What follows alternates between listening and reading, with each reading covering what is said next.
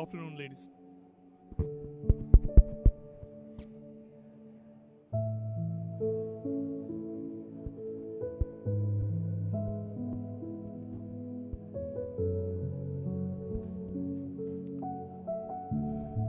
Good afternoon, ladies and gentlemen, the distinguished guests of the annual Symposium of the Department of Agriculture 2025 have already arrived at the Hodi premises. We kindly request you to be prepared to receive the distinguished guests for today's function.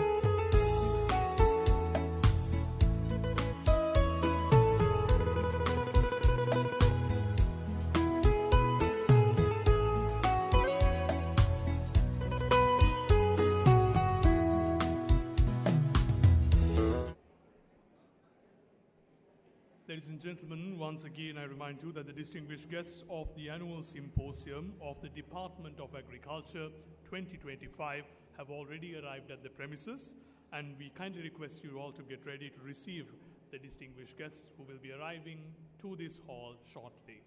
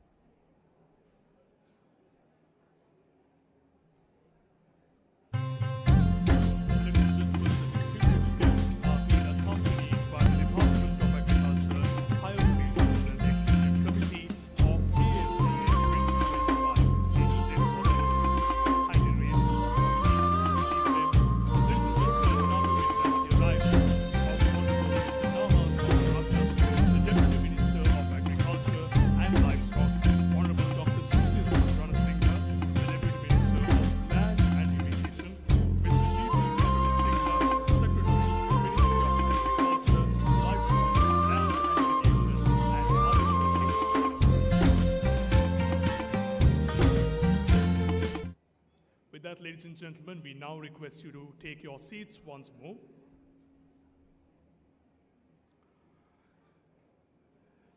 Ladies and gentlemen, in Sri Lanka, agriculture is not just another industry.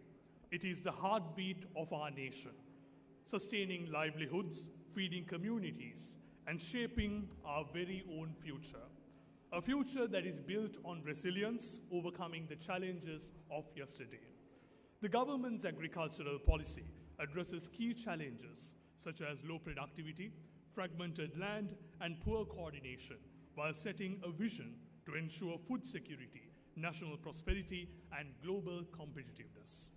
Built on 10 thematic areas, it focuses on productivity, poverty reduction, land and input management, eco-friendly practices, markets, producer empowerment, climate resilience, research, and governance.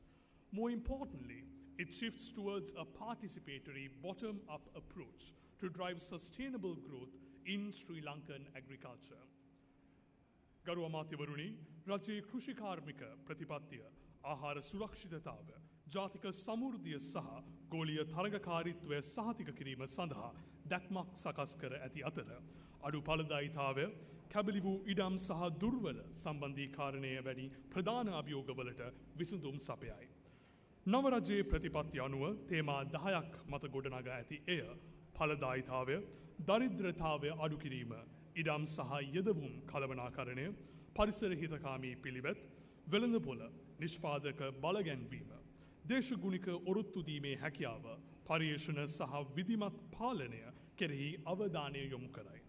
වඩාත් වැදගත් වන්නේ ශ්‍රී ලංකා කෘෂිකර්මාන්තයේ තිරසාර සංවර්ධනයක් ඇති කිරීම සඳහා සහභාගීත්ව ප්‍රවේශයක් කරා යොමු වීමයි. And ladies and gentlemen, as you are all well aware, the annual symposium of the Department of Agriculture, the ASDA 2025, is an event that is eagerly looked forward to by each and every one of us at the Department of Agriculture, Ministry of Agriculture, university academia, other scientists, and the private sector that is actively engaged in Sri Lankan agriculture. It creates an ideal scientific platform for scientists and extensionists to gather, discuss, debate, and exchange views on the most important and timely issues towards the national agriculture development. The theme of ASDA 2025, Transforming Agriculture to a Cleaner Sri Lanka, highlights the government's commitment to enhancing food security, revitalizing rural livelihoods, and promoting sustainable agriculture in response to recent socio-economic challenges. Further, it aligns with the government's present policy of cleaner Sri Lanka. ඔබ සෑම හොඳින් දන්නා ආකාරයෙන් ASDA යනු කෘෂිකර්ම දෙපාර්තමේන්තුවේ වාර්ෂික සමළුව වන අතර එය කෘෂිකර්ම දෙපාර්තමේන්තුවේ කෘෂිකර්ම අමාත්‍යාංශයේ විශ්වවිද්‍යාල අධ්‍යයන ක්ෂේත්‍රයේ අනෙකුත් විද්‍යාඥයන් කෘෂිකර්මාන්තයේ නියැලී සිටින පෞද්ගලික අංශයේ අප සෑම දෙනාම විසින්ම වසරකට ඉතාමත් උනන්දුවෙන් බලා සිටින සමළුවයි. 2025 වර්ෂයේ ASDAහි තේමාව වන Transforming Agriculture for a Cleaner Sri Lanka මෑතකාලීන සමාජ ආර්ථික අභියෝගවලට ප්‍රතිචාරයක් වශයෙන් ආහාර සුරක්ෂිතතාවය වැඩි දියුණු කිරීම, ග්‍රාමීය ජීවනෝපාය පුනර්ජීවනය කිරීම සහ තිරසාර කෘෂිකර්මාන්තයේ ප්‍රවර්ධනය කිරීම සඳහා රජයේ කැපවීම හුවා දක්වයි. And with that, ladies and gentlemen, without further ado, let us now proceed to lighting the traditional oil lamp, which is a dispeller of darkness. With that, I now invite the following dignitaries to light the traditional oil lamp. Honorable Mr. Namal Karunaratne, Deputy Minister of Agriculture and Livestock, Honorable Dr. Susil Ranasinghe, Deputy Minister of Land and Irrigation, Mr. D.P. Vikramasinghe, Secretary to the Ministry of Agriculture, Livestock, Land and Irrigation, Dr. Yairo Aikawa, Senior Advisor for JICA and SHEP, Dr. W.A.R.T. Vikramarachi, Director General of Agriculture and Chairman of ASDA 2025, Ms. W.M.U.K. Ratnayaka, Additional Secretary, Agri-Technology, Ministry of Agriculture, Livestock, Land and Irrigation, Mr. U.B. Rohan Rajapaksa, Commissioner General of Agrarian Development, Professor B.C. Jayawardena, Dean, Faculty of Agriculture, University of Peradeniya, representing the academia, Professor R. Saman Dharmakirti, Chairman of the Sri Lanka Council for Agriculture Research Policy, Dr. K.A.C.H.A. Kotalavala, Director General, Department of Animal Production and Health,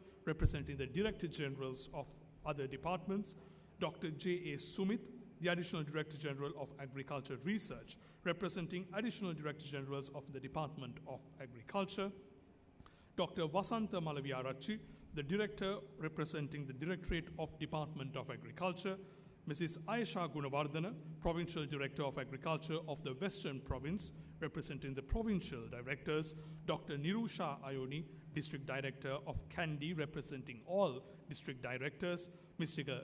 Indika Gunawardena, Deputy Chairman of ASDA PLC, representing the private sector, Dr. Geetika Rupasinghe, Principal Scientist, representing the paper presenter of ASDA 2025, Mr. Hiran Piris, Chairman of ASDA 2024, representing all the Executive Committee members.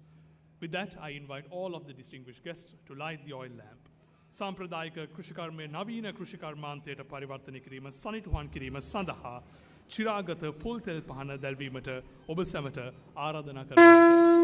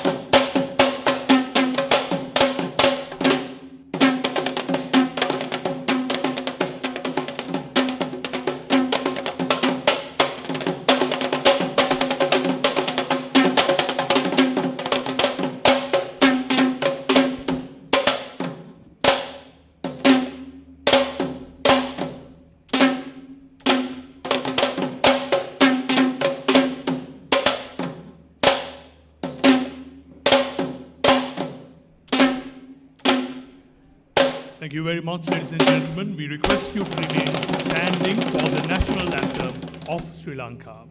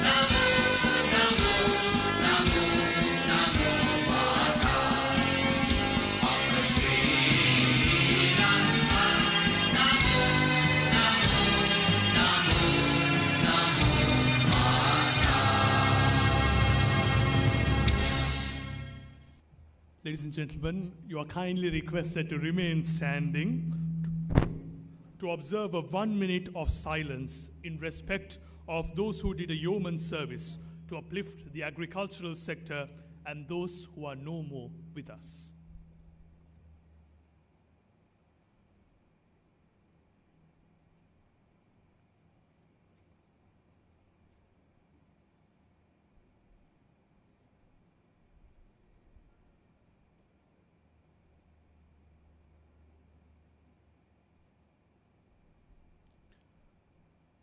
Thank you, ladies and gentlemen.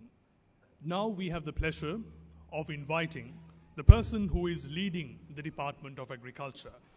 He is determined to make changes through the innovative thinking to meet the growing demands from the agriculture sector with its own inherent challenges.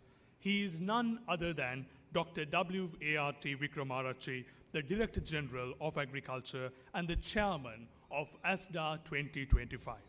We now cordially would like to invite Dr. Wickramaratche to deliver the welcome and opening remarks. Ladies and gentlemen, could we welcome him with a round of applause? Thank you.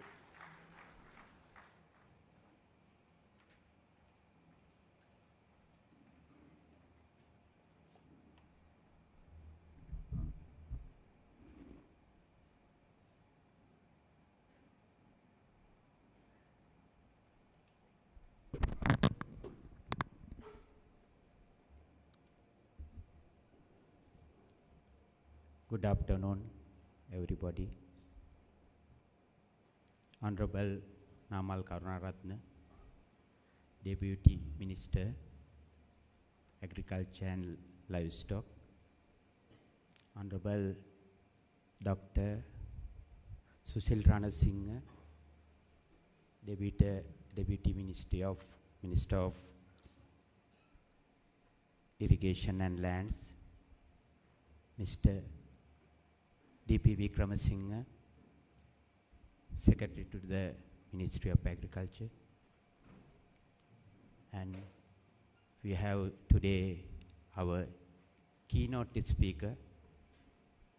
He is Chiro Aikawa, Dr. Chiro Aikawa from the SHEP project from Japan.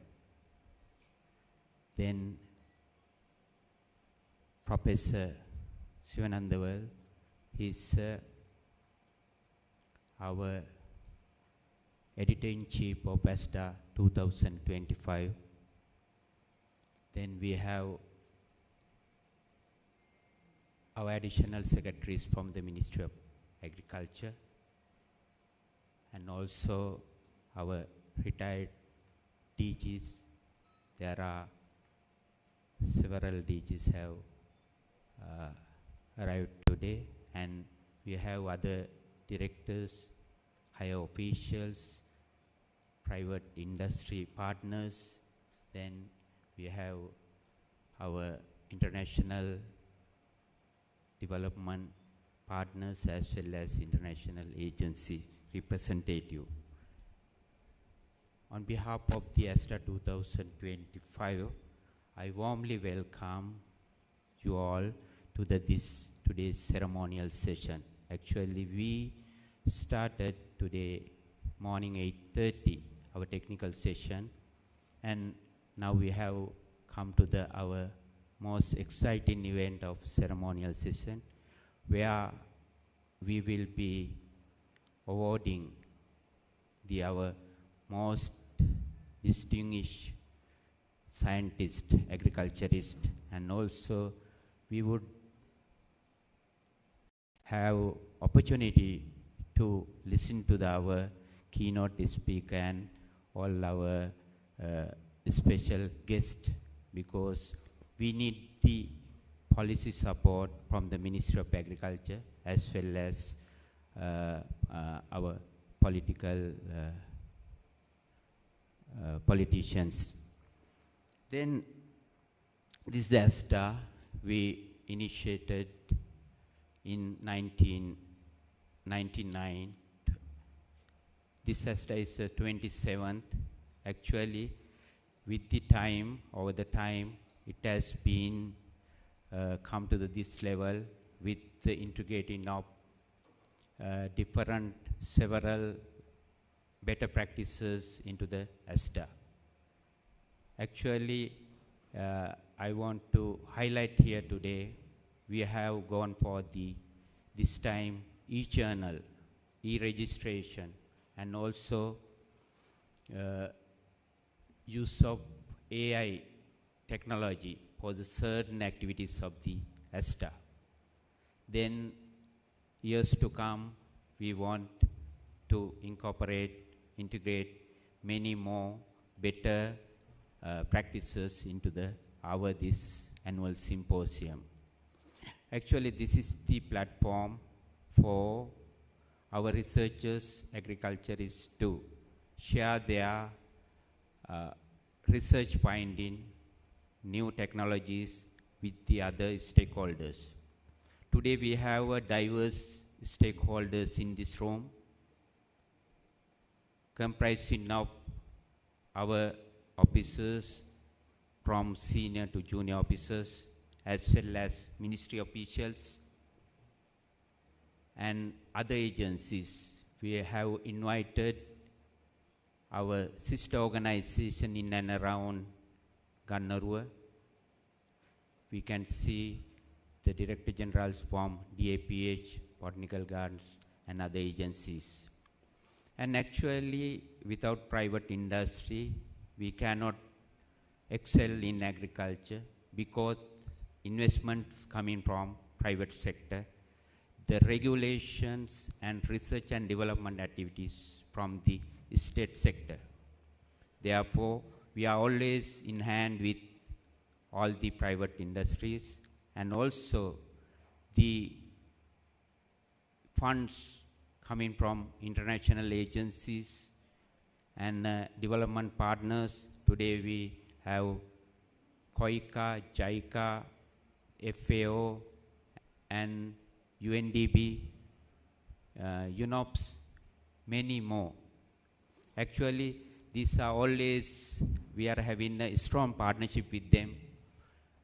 We have a highly impactful, many projects ongoing with all these agencies. And also, this time ASDA, we have carefully chosen a thematic area, transforming agriculture for a cleaner Sri Lanka, which is perfectly in line with the Clean Sri Lanka program of this Clean Sri Lanka program of the government. It is not just 2 words, but it is having the deep understanding of the entire sectors together. One main sector is agriculture, where mechanization, digitalizations,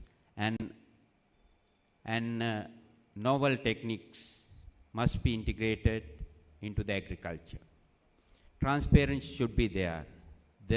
We should go towards the green agriculture, which is more safe for the farmers as well as the consumers, food safety aspects. And also, we are now going to, with the policy manifesto, we are now going to address not individual farmers, but the farmer groups.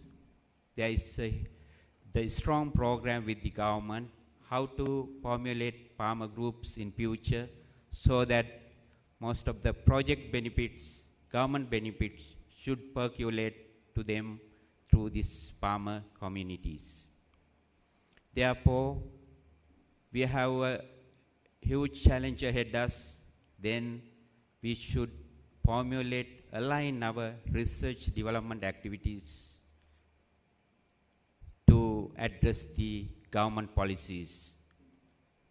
That is the one appeal from especially our scientists gathered here today. Actually, one of the main objective of this ASDA, it is to share our knowledge, then networking with each and everybody, and also the motivation of our scientists, that is must. Actually, over the time, due to several problems, we had great lack of the officials in the agriculture sector, more importantly in the Department of Agriculture. But recently, with the help of the Ministry of Agriculture and all other well-wishers, we could have appoint new young scientists, young agriculturists into the system. With this one, we feel that certain areas like scientific writing, research formulation, research implementations, those are a little bit become weak due to these issues. But we take all possible attempts to empower them through various the training programs, then gatherings, and also workshops. Actually, ASDA is the one always coming forward to empower our scientists here. We had several such type of workshop aiming to empower our young scientists towards paper formulation, scientific writing. Then in future, we have more challenges, because now in the few months we want to recruit some more officers into the system. Actually, one other thing also, we are in Department of Agriculture, currently we are working with development partners and other funding agencies with multiple projects. Then this project also, today actually our Honorable Dr. Susil Ranasinghe told me most of our activities should take into the ground through the projects. He emphasized that that will be the effective way so that later on we can take these messages into the farmers through the existing agriculture extension system. This research is not merely restricted to the lab. That is what many of our public also think, the research only in lab. That is one drawback here actually. Now we can have many research with the farmers, farmer participatory research, socio-economic research, market research. Then when we look back in these 27 years of the history of ASDA, we want to see what is the number, what are the proportion that we have addressed those areas. Then these are the few remarks actually. Then again, I welcome you all to this ASDA 2025, because without the help, your assistance, your wish, we cannot make this great event up to this level. Then this is the results of many individuals from Department of Agriculture, because we had 22 executive committees behind this ASDA and many subcommittees, maybe 300 officers directly enrolled in this ASDA, because this is the day, this is the final day. But before that, we have many activities, paper, collection of papers, then sending for reviewing, many things are there. And this is the last date, and I want to express my sincere gratitude to all officers who have been working with us for last 1 year period for making this ASDA a success event. But most importantly, this money also matters. It needs more funds to have this level event. Then we should convey our sincere thanks to all the development agencies who have financially support us, and also the private industry who voluntarily come forward to help us to make this event success. And today we have many young and senior officers who are going to get awards. Then I congratulate all of them on behalf of the entire Department of Agriculture, because they are our driving force. Here, all the officers are our driving force. If anything going to give the impact on the farmer, it is the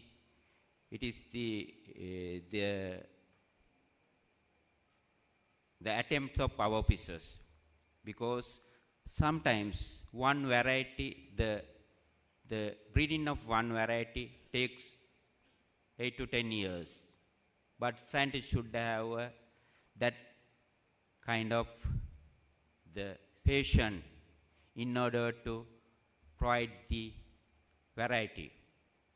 We have a BG 362 or BG 362. 2, which is covered the 18% of the Sri Lankan extent. But we have a miracle similar scientists who sat previously in this forum. Then there are many more miracles are in the pipeline. They will come in within another few months, few years. Then we hope that our team can give the impact, the positive impact to the Sri Lankan agriculture sector, which is always monitored and expected by the Ministry of Agriculture as well as our honorable deputy ministers always the pressing us. We need the huge jump within a short period of time. That is what they are always asking us. Then with these few remarks again, I thanks everybody and I welcome you everybody to this great event of Department of Agriculture. Then this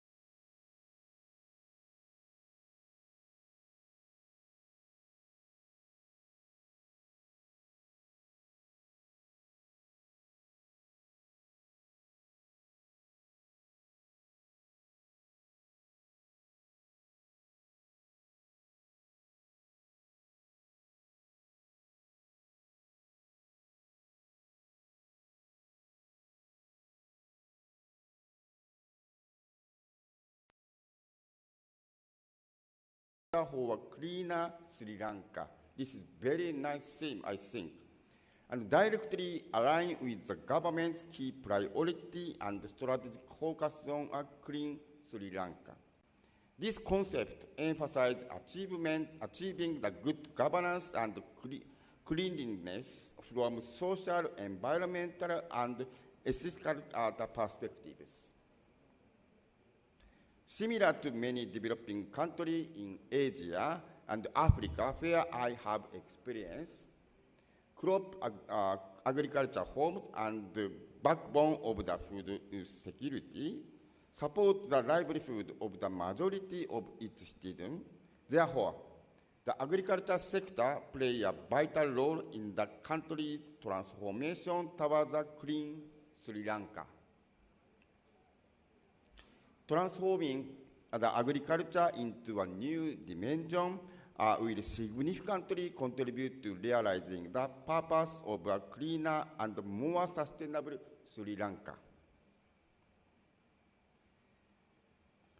The aligned theme of the market-oriented and responsible production and empowered and motivated farmers are integral to the ASDA 2025 overarching the theme, transforming agriculture for a cleaner Sri Lanka, are directly reflected in the international and Sri Lankan experience of Japanese Technical Cooperation Initiative assisted by JICA, our organization. A promising globally recognized initiative is needed for the success and achievement which can make cases of such transformative initiative by JICA. Okay, let's start the main body of my presentation. Yeah, as I said, today I'm going to share the extension methodology, the name of the SHEP approach. SHEP stands for the Smallholder Horticulture Empowerment and Promotion approach. And this approach was developed in Kenya through technical cooperation project by JICA, which started from 2006 and succeeded in increasing farmers' income. Almost 20 years ago, we started this initiative. And this approach, as I said, one of the extension methodologies which realize market-oriented agriculture. This is the main theme of this ASDA, I think. Okay, but how to realize market-oriented agriculture in SHEP? I think transforming, shifting from the subsistence farming to market-oriented agriculture is not only the theme in Sri Lanka, but also in other countries. Yeah, so they indicated these things in their strategy paper or policy paper. But at the ground, extension staff, they understand the theme or slogan of this by national government, but they don't know how to realize market-oriented agriculture. This is the reality. Okay, in SHEP, the SHEP approach are composed of the series of activities. You can see the center column. These are the activities in Kenya as the original country, and on your right side, the other countries' activities. So, yeah, you don't need to copy and paste from the Kenyan way to your countries. So, in each country, they have to modify according to their country's situation. But all the countries where SHEP approach were introduced, they follow four essential steps. On your right, on your left side, you can see the yellow column, selection of target and sharing vision and goal. This is the first step of the SHEP approach. In this first step, there are some activities like a sensitization workshop, and through sensitization workshop, they understand what they are going to do. Or if they follow the old activity of SHEP approach, what they can achieve, they will understand. And the second step, the green part, farmers' awareness of current situation and new information. Under these categories, there are many activities like participatory baseline survey and market survey done by farmers themselves. Yeah. So this is very, very important part of the SHEP activities. After aware of their current situation and market needs, based on those information, farmers decide what they are going to do by themselves. This is the third step, blue part. This is the third step. So under this, the crop calendar making or action plan making. So after a decision made by the farmers what they are going to do, and they indicated in the crop calendar, finally extension staff who have knowledge and skills to provide the technical issue to farmers. And those technical issues are according to the farmers' needs. According to farmers' needs means according to the market needs. Okay, so this is the picture of the sensitization workshop in Kenya and in Palestine. Farmers participated, they understand what they are going to do. And the markets, the second step is the awareness and market survey done by farmers themselves. Even women farmers in Egypt, they conduct market survey by themselves, but facilitated by or supported by extension staff. And they discovered which things are more needed by the market stakeholders. So sometimes, okay, I ask the farmers, do you have any experience to do the market survey? Sometimes farmers say yes, but in many cases, farmers just check the price by phone. But by knowing the price does not tell you about the required quality, like color or shape or size. So through this SHEP approach, we strongly recommend farmers to visit the market, and by seeing directly and by listening the voices from the market stakeholder, they realize the real market needs in terms of quality and required quantity, and also the timing as well. After that, as I said, based on those kind of information obtained by farmers themselves, they make an action plan or business plan. Then finally, extension staff provide the technology or skills to farmers using the in-field training or something. So this is the series of activity under the SHEP approach. Yeah. Okay, I explained the activity of the SHEP approach, but this slide shows the concept of SHEP. On your left side, yellow part, mitigating the asymmetry of information. Yeah, mitigating the asymmetry of information is market stakeholders, they understand market needs because they are the market stakeholders. But they don't know who are the potential farmers. Farmers don't know market needs. So there is huge information gap. Through the shorten the information gap or through the mitigating the information gap, we realize promoting farming as a business. This is the first part of the concept. The second part is on your left side, the motivation theory. Using the motivation theory, especially in SHEP, we introduced the self-determination theory. Yeah, I will explain detail later. Okay. Yeah, I said about asymmetric information. Yeah, in many cases, market stakeholders understand the market needs like price fluctuation, high demand crops, and required quality. Yeah, the producers, they don't know much about market information. So through the series of activity, we try to mitigate the asymmetric information and to make a trust situation, trust relationship based on win-win situation. Farmer win and the market stakeholder also win. This is one of the case. The farmer said, we wanted to offer one-stop service to the local traders by producing a variety of leafy vegetables here so that the trader will keep coming back. So you can understand the farmer can win. On the other hand,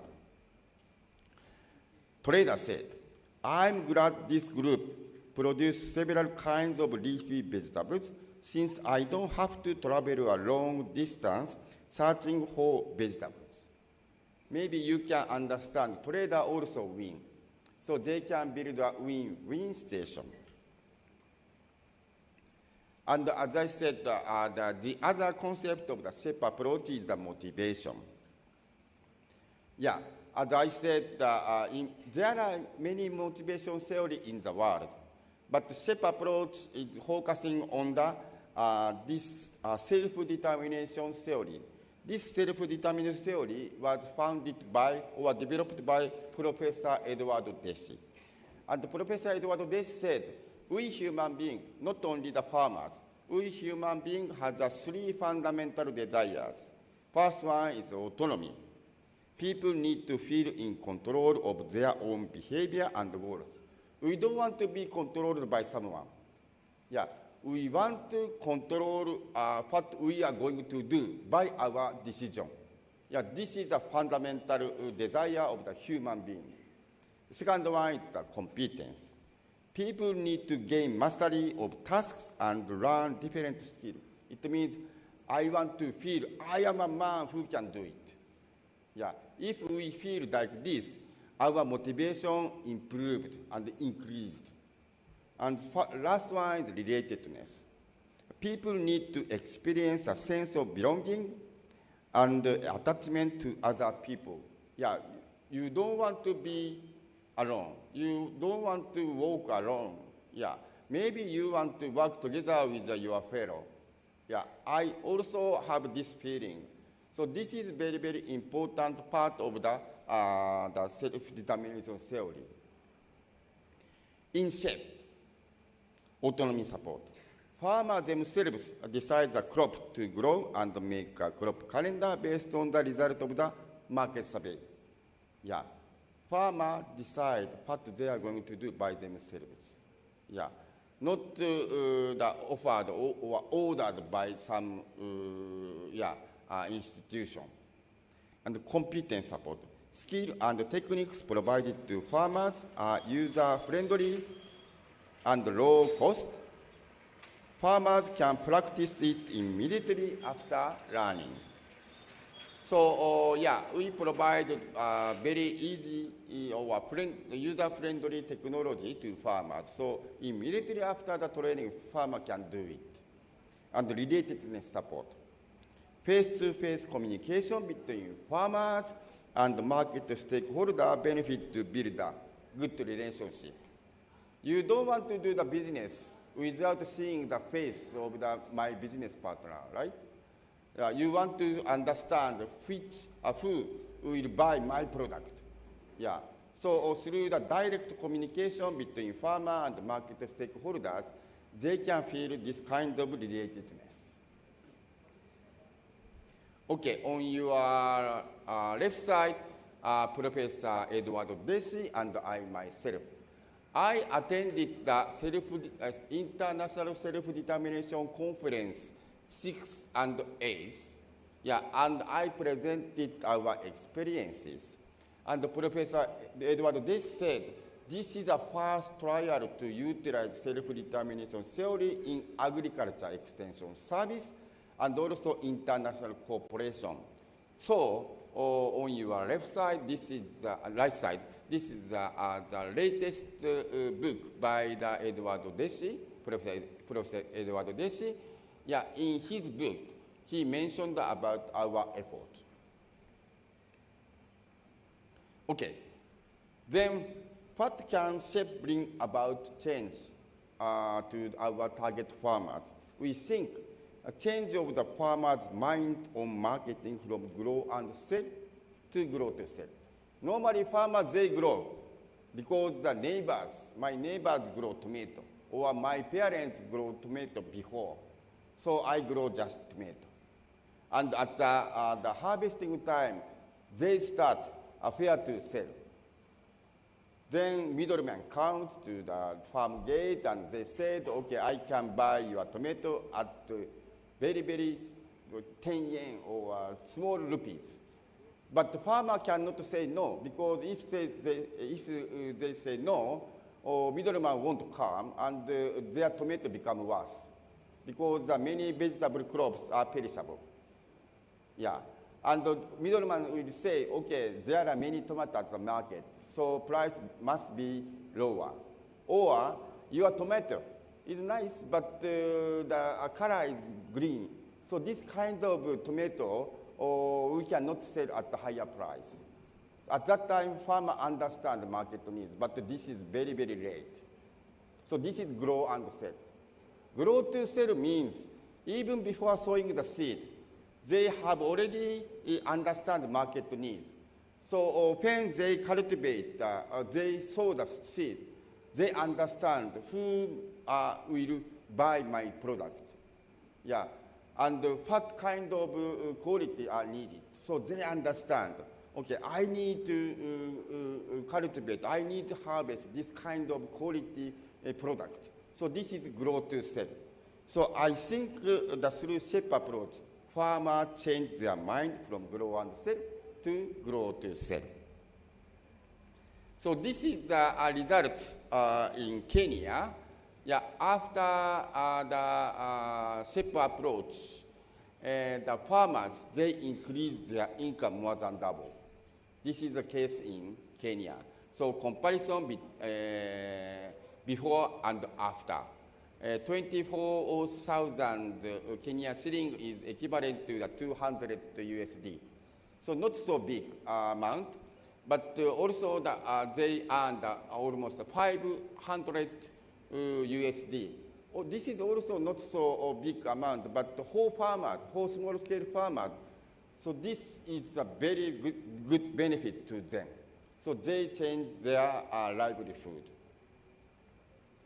But this is just a comparison between before and after. And this is not figure of the academic way. So, JICA Research Institute, together with the Keio University in Japan, they conducted a scientific experiment. Comparison between SHEP farmer and non-SHEP farmer. At that time, sample size was around 5,000 farmers. Half of them SHEP farmer, half of them are non-SHEP farmers. After 2 years, the SHEP farmers, they increase the income 70% compared to non-SHEP farmers. So this is the scientific figures. And also, male farmer and high educated farmer and young farmer, they also improve or increase their income. But compared to this, the female farmer, less educated farmer, and the older farmer, their increase rate is more compared to the other farmers, like male farmer, high educated farmer, and young farmer. Normally, agriculture extension service, the beneficiary are those kind of the farmers, like high educated male farmer and young farmer. Yeah, but in SHEP, the result is different. We are thinking, okay, SHEP is very easy to be adapted, but at the same time, SHEP is very important important activity involved. Yeah, that's why farmer are like female or less educated, older farmer, they can improve or they can increase their income. And this is the case in Malawi. Do you know Malawi? Malawi is a very small country in Africa. Yeah, these are the houses before SHEP. And after SHEP, they improved their houses. They built new houses. And some of them bought a motorcycle and a new cell phone, and electricity comes to his house. Okay, as the master of the ceremony introduced, I was appointed by, asked by Prime Minister Mr. Shinzo Abe, stood up in front of African leaders during the TICAD 5, Tokyo International Conference on African Development, year 2013. At that time, Mr. Shinzo Abe said, we are going to expand this SHEP approach not only in Kenya, but also at least 10 African countries. Yeah.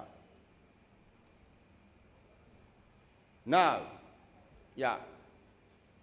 in Africa, there are 54 countries there. Out of 54, 30 African countries have already started to implement this SHEP approach. Then we discussed how we are going to improve or to utilize this knowledge to the world. Within the JICA, together with the Ministry of Foreign Affairs in Japan. And we have 2 questions. First one, do you recommend farmers to grow some crops without seeing the market? I think the answer is no, right? So this is the concept of the farming as a business. The second question, do you provide extension service to farmers without considering their motivation? Answer should be no. So this is a part of the concept of SHEP approach. So SHEP is for all farmers who supply crop to the market. So we decided to expand this SHEP concept or approaches or activity not only in Africa but also the other developing countries. And our target is 1 million farmers.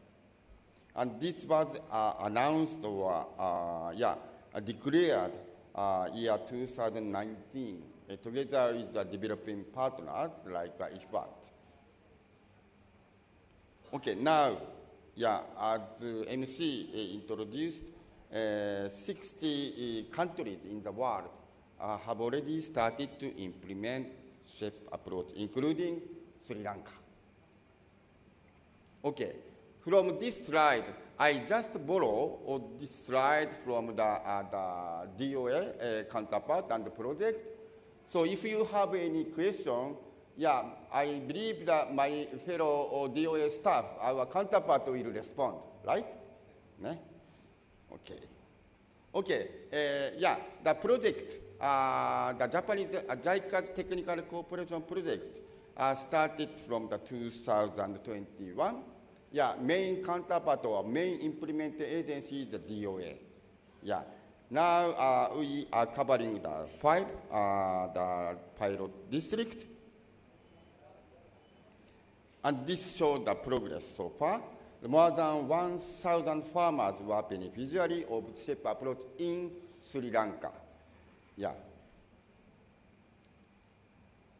And this is the result compared to the baseline survey. In 5 districts, we calculated all together, and average 81% increased their income. So this is a very, very significant impact.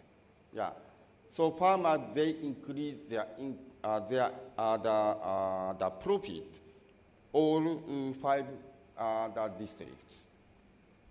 Not only the income, but also our project team analyzed the impact assessment of the technical matters, market survey and record keeping.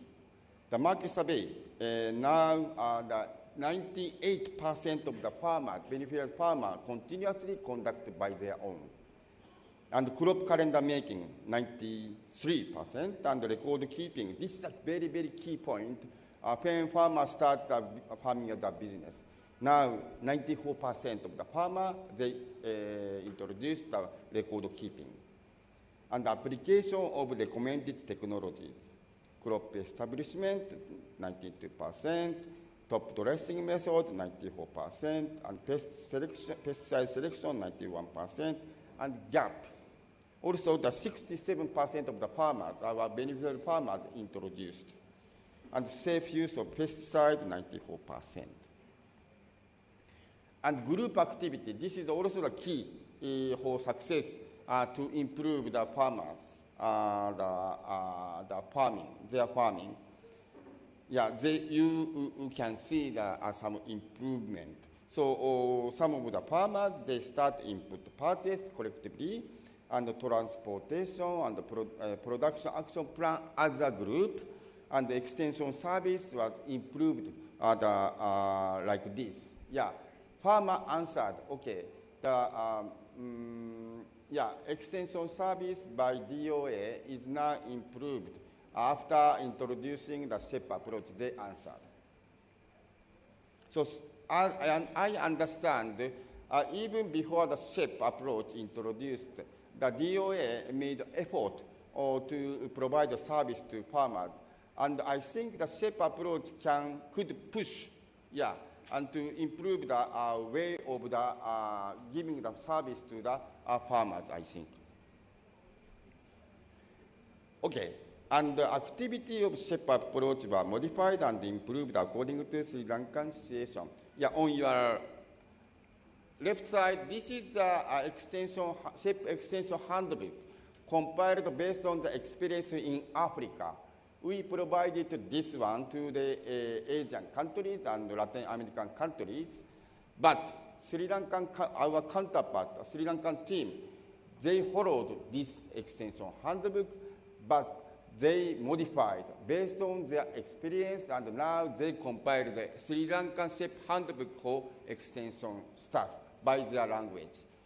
So I'd like to say congratulations to my counterpart. Thank you very much. And I explained about the success story of SHEP approach, but many of you, or some of you, still doubt this is true or not. So I'd like to share the voices of the farmers. Can you please support me? This one.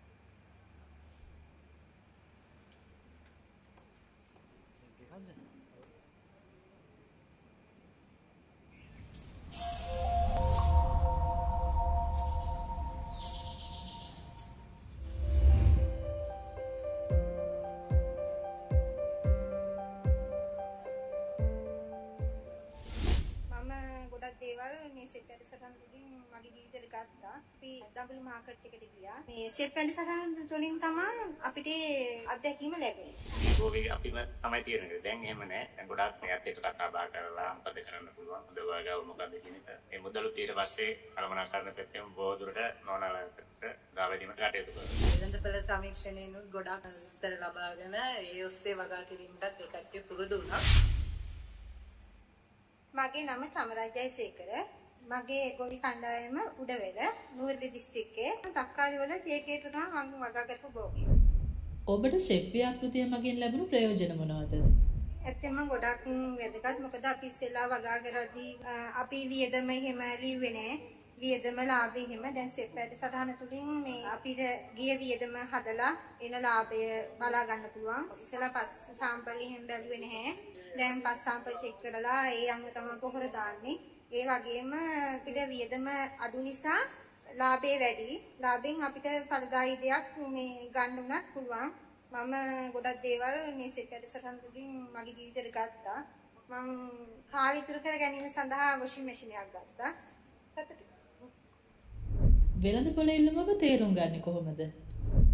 ඇත්තම අපිට ඉස්සර එහෙම දැනුමක් තිබුණේ නැහැ. මේ සෙත් වැඩසටහන තුලින් තමයි අපි ඒ හැම දෙයක්ම අත්දැකීම් ගත්තේ. අපි වගා කරන්න කලින් දඹුලු මාකට් එක නුවරඑළිය වගේම මේ වටේට තියෙන මධ්‍යස්ථාන වලට ගිහිල්ලා දැන් වැඩිම ප්‍රමාණයක් අලෙවි වෙන භෝග තියෙනවනේ. ඒ වගේ වෙළඳපොළට අඩු වෙන්න ලැබෙදි තමයි මිල වැඩි වෙන්නේ. භෝගයක් වැඩි වුණත් මිල අඩු වෙනවනේ. මිල භෝගේ අඩු වෙන කාලෙට තමයි අපි නිෂ්පාදනය කරන්නේ. මොකද ඒතකොට භෝගේ අනිවාර්යෙන් අඩු වෙච්චොත් තමයි මිල යන්නේ. ගොඩාක් එළවලු ගෙනියලා දැම්මොත් මිල බහිනවනේ. ඒකෙන් අපි භෝගේ වෙළඳපොළට අඩු වෙන කාලය බලලා තමයි අපි බීජ දාලා නිෂ්පාදනය. ඔබ වෙළඳපොළ සමීක්ෂණය දිගටම කරගෙන යනවද? ඔව්. ඕනෙකින් තමයි විස්තර අහන්නේ. පොල් එකක් දීලා දැන් අද පවතින මිල කොහොමද? ඉන් විස්තර අහලා තමයි දැන් අපි භෝගයක් කෙනෙකුට දෙනවා නම් වටේටම පොල් දීලා බලන්න අපි දන්නා ගන්නවා. එයා මට දැන් 90යි කිව්වොත් නෑ නෑ මේ මිල තමයි දැන් යන්නේ මේ වලට ගන්න බෑ ඔයා යන්න කියලා අපි කෙලින් එහෙම කියනවා. ඔබ කණ්ඩායමක් විදිහට දිගටම ක්‍රියාකාරකම් කරගෙන යනවද? ඒක ඇත්තම අපේ ප්‍රසිද්ධ දේශක සර් තමයි. සර්ගේ මූලිකත්වයෙන් තමයි මේ නම වුණත් සර් තමයි අපි මෙහෙම නමක් දෙන්නනම් ලස්සනයි හොඳයි. ඉතින් සර්ගේ අදහසුත් එක්ක අපේ අදහසුත් එක්ක එකට ගොනු වෙලා තමයි අපේ ගෲප් එක එකටම කරගෙන යන්නේ ඒ සර්කත නම. ඇයි වෙලෙන්දන් සරුකත තක්කාලි එනකම් බලන් ඉන්නේ? සාමාන්‍යයෙන් ගත්තාම අපි හොඳ නිෂ්පාදනයේ කොටස් වශයෙන් බෙදනවා. දැන් ලොකු තක්කාලි වෙනම පොඩි තක්කාලි වෙනම දැන් සමහර අය ගැන කුණු වෙච්ච තක්කාලි මැදට දාලා එහෙම නෑ සරුකත ගෲප් එකේ අපේ නම රැඳෙන්න අපි ඒ අයට අවශ්‍ය පරිදි අවශ්‍ය නිසි විදිහට අපි එලවලු ටික අපි ඒගොල්ලන්ට ලබලා දෙනවා. ඒ නිසා තමයි ඒ අය මග බලන් ඉන්නේ අපේ අස්වැන්නට ගෙන්නේ. සාරාංශයක් විදියට ෂෙෆ් ව්‍යාපෘතියෙන් පසුව ගොවින් වැඩි ආදායමක් ලබමින් ඉන්නවා.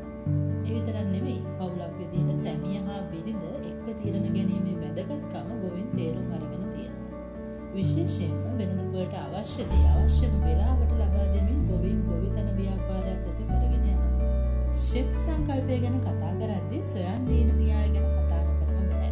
ඉතින් ගොවින් මේ වෙද්දී ඔවුන් විසින්ම තීරණ ගැනීම තුළින් ස්වාධීන බව යන න්‍යාය සාක්ෂාත් කරගෙන හමාරයි. මීට අමතරව වගා කුසලතා හා වාර්තා තබා ගැනීමේ ක්‍රමවේද ඉගැන්වීම තුළින් ගොවින්ගේ නිපුණතාවයද සාමූහික ක්‍රියාකාරකම් හරහා කණ්ඩායමක් ලෙස කටයුතු කිරීමෙන් සම්බන්ධතාවයද වැඩි වී ඇත. ගොවීන් නිලස ෂෙෆ් ව්‍යාපෘතිය ප්‍රතිලාභ ලබද්දී ව්‍යාප්ති නිලධාරීන් ෂෙෆ් විතිරසාරභාවය අවබෝධ කරගෙන ඇත. ඔවුන් ගොවි මනස වෙනස් කිරීම, ගොවීන් හා ව්‍යාප්ති නිලධාරීන් අතර සමගතාවයේ ශක්තිමත් වීමත් සමග කෘෂි ව්‍යාප්ති සේවාවන් කෙරෙහි ධනාත්මක බලපෑමක් ඇති වී ඇත. ෂෙෆ් යනු අනෙකුත් කෘෂි ව්‍යාප්ති ප්‍රවේශයන් මෙන් මූල්‍යමය හෝ ද්‍රව්‍යමය සහාය ලබා නොදෙන අපගේ සාමාන්‍ය කෘෂි ව්‍යාප්තිකාරයන් සඳහා අන්තර්ග්‍රහණය කරගත හැකි ප්‍රවේශයකි.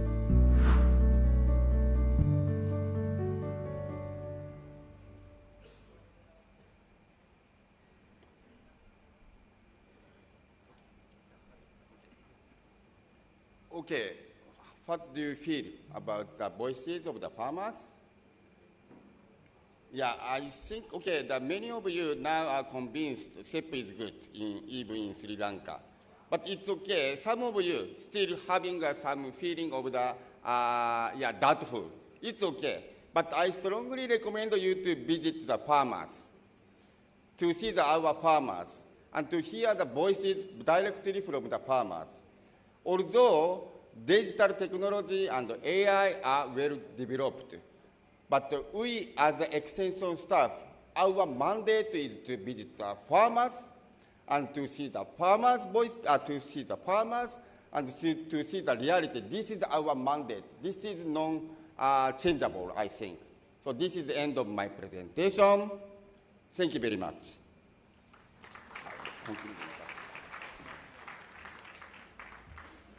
Thank you very much, Doctor, for your excellent presentation on an inside look at the SHEP approach to market-oriented agriculture in Sri Lanka. With that, I cordially invite Honorable Mr. Namal Karunaratne, Deputy Minister of Agriculture and Livestock, to present the token of appreciation to Dr. Yiro Waikawa, Senior Advisor for JICA and SHEP. And to do the honors, I cordially invite Dr. W.A.R.T. Vikramarachi, the Director General of Agriculture.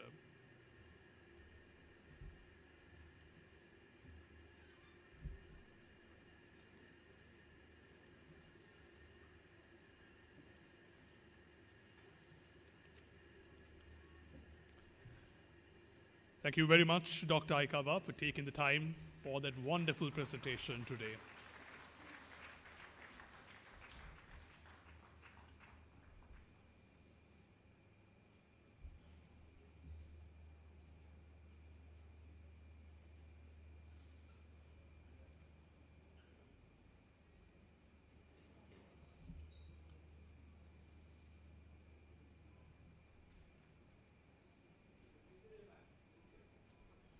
Thank you, Doctor. Ladies and gentlemen, this time in ASDA 2025, there are 26 research papers that have been published in the annals of the Department of Agriculture. Research papers with practical importance on agriculture have been translated to both Sinhala and Tamil languages and are now published in the Govikam Sangarava and the Kamatolil Vilakkam articles. In addition to the 26 full research papers, there are 16 short communications, 7 research news, and 6 posters that have been published in the ASDA Proceedings 2025. The annals of the ASDA 2025 will be issued as a digital version, and it is now published in the official website of the ASDA, and it can be downloaded instantly by scanning the QR code, which I'm sure all of you will get access to. Additionally, ladies and gentlemen, a book of technologies officially released by the Department of Agriculture during the year 2022 to 2023 has also been published and distributed amongst the participants today.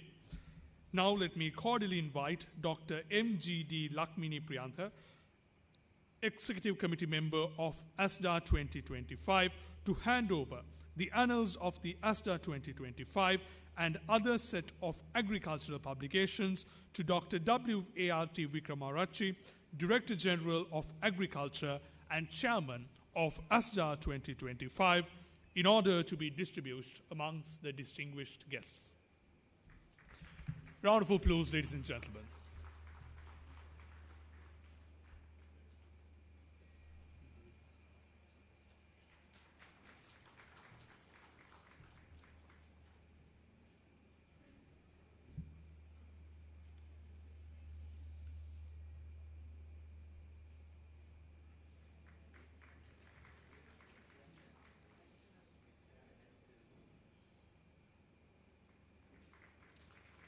Ladies and gentlemen, the annals of ASDA 2025, which includes the 26 research papers, the 16 short communications, 7 research news, and the 6 posters which have been published in the ASDA Proceedings of 2025.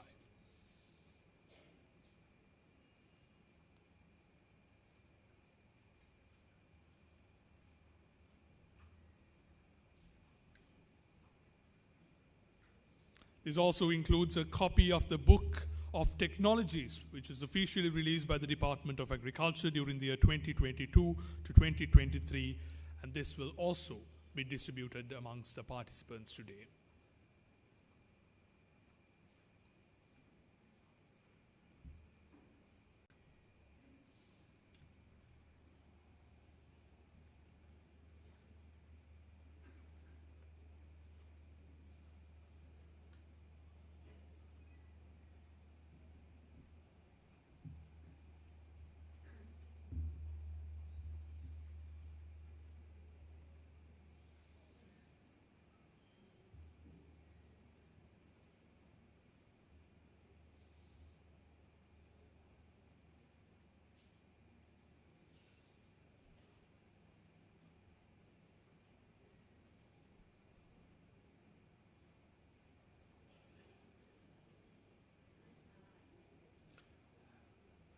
And with that, ladies and gentlemen, we now move on to the next segment of today's agenda.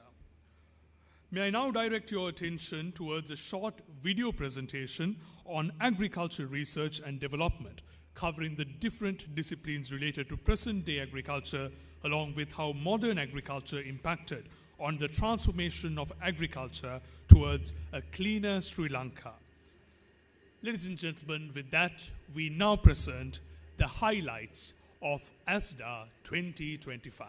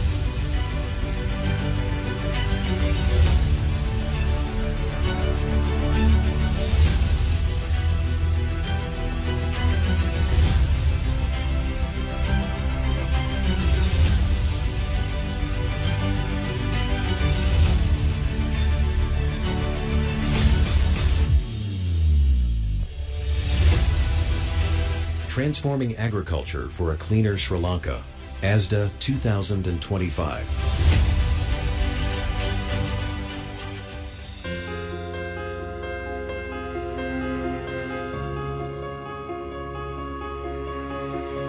From the dawn of our civilization,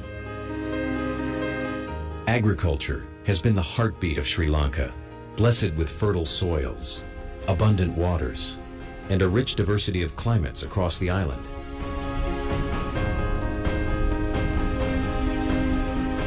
Guided by the vision of our ancient kings, who placed food security and prosperity at the heart of governance, Sri Lanka once stood proudly as the granary of the East. From these lands flowed an abundance of staple crops, produced in harmony with nature. This celebrated prosperity was built on traditional, yet scientifically sound practices. Sustainability and ecological balance were their foundation. These methods, enriched by wisdom and knowledge passed through generations, demonstrated a civilization that knew how to work with nature, not against it. But history brought change. With the decline of the hydraulic civilization in the 12th century and the onset of colonial rule, agriculture was reshaped around plantation crops, coffee, tea, and rubber. Traditional food crops were displaced, and rural communities were left dependent on subsistence farming and rainfall, exposed to hardship and food insecurity.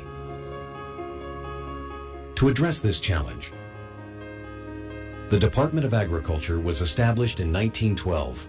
Its mission: to restore food security, to advance scientific farming, to develop improved varieties, and to deliver research into the hands of farmers. For more than a century, the department has been the bridge between science and the field, ensuring that agriculture remains a path to nourishment and to prosperity for the people of Sri Lanka.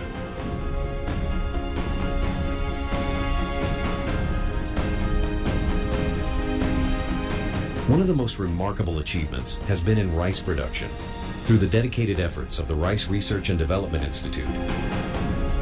Average yields rose from just 0.65 metric tons per hectare in 1940 to an impressive 4.1 metric tons per hectare by 2020. This success came from high-yielding varieties, refined cultivation practices, and empowering farmers with modern technologies. In the 1960s, Sri Lanka imported nearly 60% of its rice. Today, we are almost self-sufficient. All paddy cultivated nationally now comes from locally bred varieties, many of which are grown in other countries, from Bangladesh and India to China and Brazil. To date, the Department of Agriculture has released 93 improved rice varieties,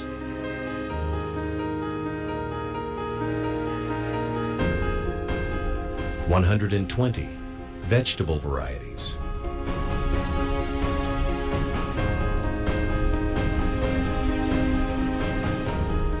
97 field crop varieties, and 90 fruit crop varieties. A true testament to our research excellence and our contribution to global food security. Yet in recent years, agriculture has faced severe challenges. COVID-19 disrupted supply chains. The economic crisis made inputs scarce and costly. And the sudden shift to full organic farming caused yield declines and food shortages. These hardships highlighted the need for balanced, evidence-based policies and resilient farming systems. Today, we stand at a turning point. Sri Lankan agriculture is entering an era of transformation, rooted in knowledge, strengthened by innovation, and guided by sustainability. The Department of Agriculture is spearheading progress in crop improvement, high-yielding and climate-resilient varieties, hybrid technology for national needs. Farmers are adopting climate-smart practices, precision farming, and data-driven decision-making. Protected cultivation, green agriculture, high-density cropping, drone technology, soil test-based fertilizer use, and integrated pest management are paving the way for a cleaner, more efficient future. This vision aligns seamlessly with the government's policy framework and the Clean Sri Lanka concept, built on 4 pillars: environmental, social, governance, and economic sustainability. Within these pillars, agriculture is the top priority because clean, sustainable farming is vital to protect land and water, to empower rural communities, and to build a resilient economy. The Department of Agriculture proudly contributes to these goals. As we gather at this annual symposium, let us reaffirm our shared commitment. Together, we can transform agriculture for a cleaner Sri Lanka.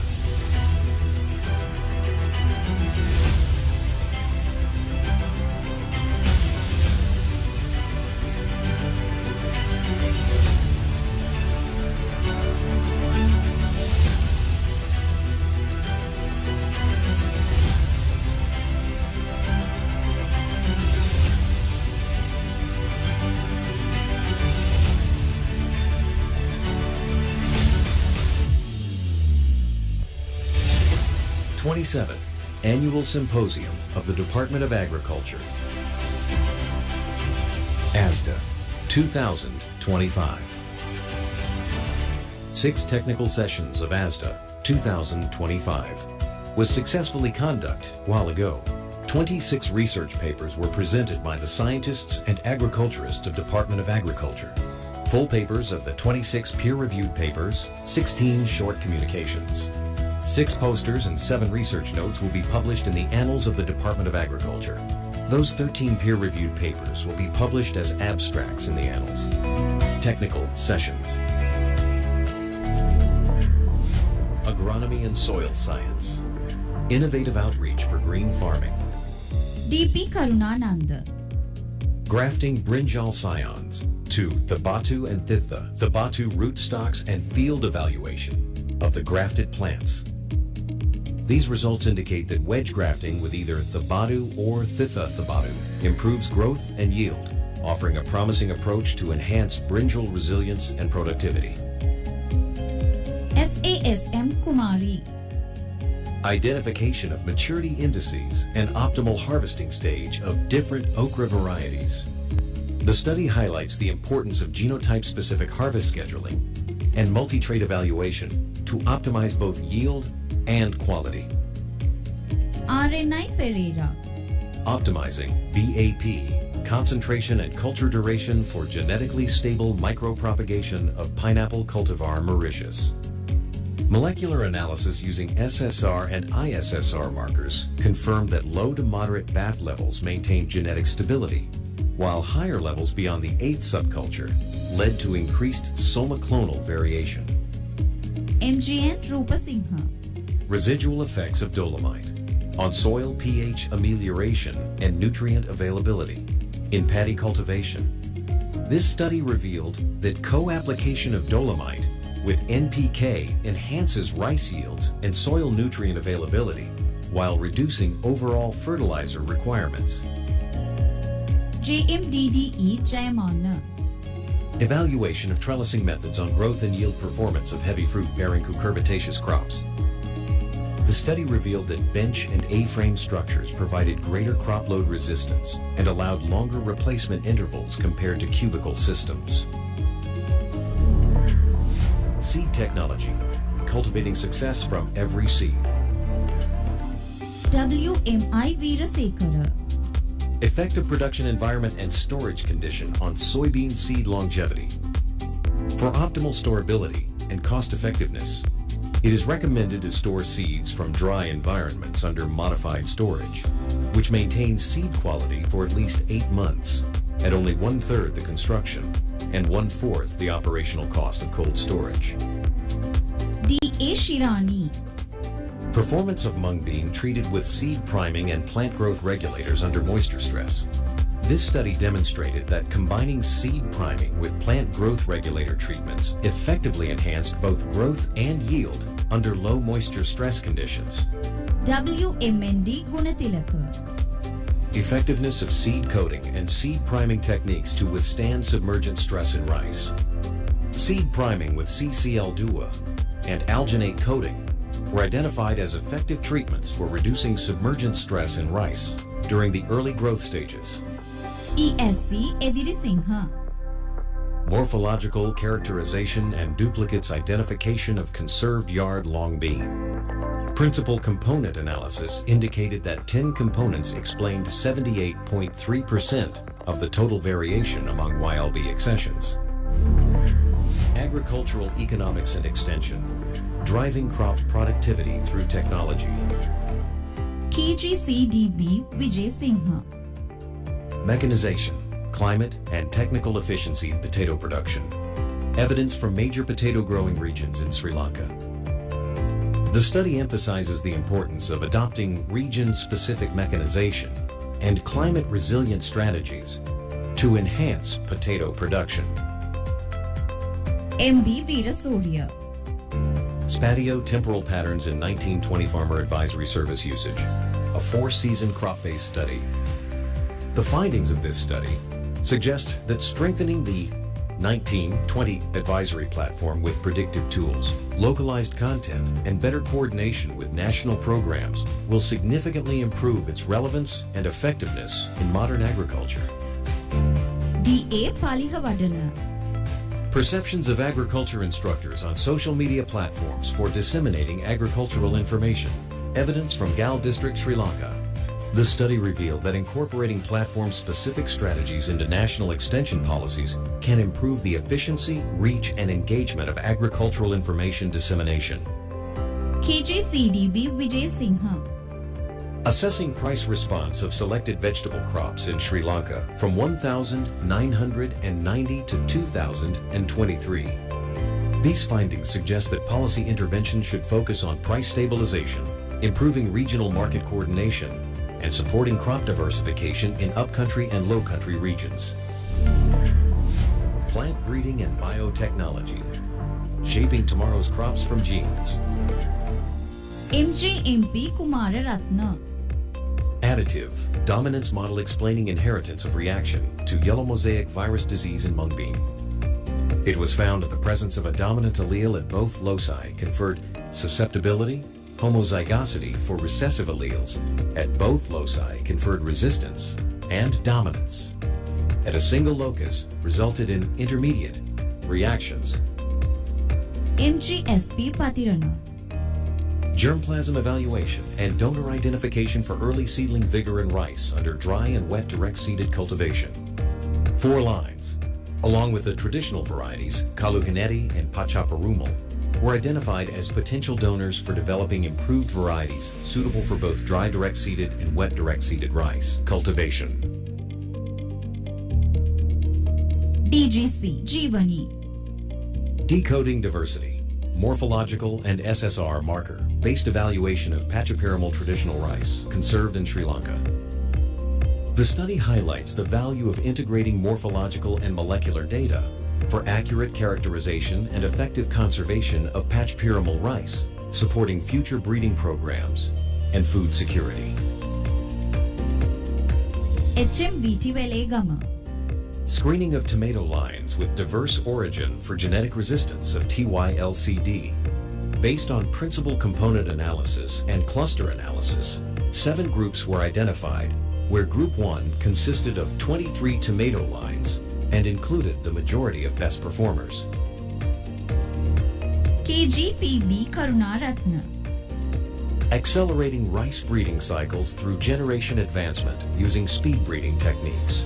This study revealed that the speed breeding technique, using extended photo periods with LED lighting, accelerates early flowering and shortens the rice breeding cycle, thereby speeding up variety development.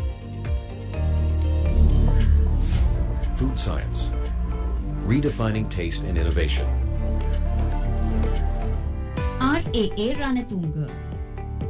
Formulation and quality assessment of sweet corn enriched yogurt, a functional twist to conventional dairy. This study established optimized processing parameters for producing high-quality sweet corn-based yogurt. M. Bulat Kandagi. application of gamma irradiation for the extension of shelf life of banana variety, Ganarua Red. This study confirms that the optimal maturity stage for harvesting Ganarua Red banana is 12 weeks after flower initiation and identifies the most effective gamma irradiation dosages for extending shelf life by 7 to 10 days under ambient conditions. SMACU Sena Ratna. Physicochemical characterization and determination of maturity stage for the preparation of bilin-acidulant cube. The study concludes that bilin-based acidulant cubes are a promising natural acid addition source for food processing. RAA Ranatunga. From native to novel, unlocking the potential of modified cassava starches through comprehensive characterization. The findings of this study confirm that targeted modification techniques can significantly change the structural, physicochemical, and functional properties of cassava starch, allowing its customization for specific food and industrial applications. ST Padde Gama. Identification of the optimal maturity stage of local banana varieties. Ganarua, Rath, Kessel, and Milewa Suwando, grown in the wet zone of Sri Lanka, using physico-chemical parameters. Optimal fruit quality and minimal post-harvest losses were achieved by harvesting Milewa Suwandel at 77 to 84 days after flower primordia initiation and Ganarua Rath Kazel 84 to 91 days. Plant protection science at the service of healthy crops. PH Ranavira. Optimizing Q, lure, and methyl eugenol, blends for male attraction of melon fly in snake gourd ecosystem. The study demonstrated that a combined trap containing 0.5 ml Q lure and 0.5 ml methyl eugenol significantly increased the capture of melon fly in snake gourd cultivation. MARA Mandanayaka. Sequential chemical and botanical treatments for managing thrips and whiteflies in Chile. Sequential treatments with imidacloprid followed by azadirachtin significantly reduced thrips and whitefly populations while maintaining lower residue levels over time. C. Magamagi. Determination of pesticide residues and heavy metals in irrigated water collected from Calpidia area. These findings indicate that groundwater in Calpidia is not heavily contaminated with the assessed pesticides, but there is a potential risk from heavy metals. The Department of Agriculture salutes our farmers and all stakeholders for their unwavering faith in the DOA and their tireless efforts to sustain our nation. For centuries, the DOA has stood as the cornerstone of Sri Lanka, ensuring national food security and resilience. We pledge to embody the spirit of modern agriculture,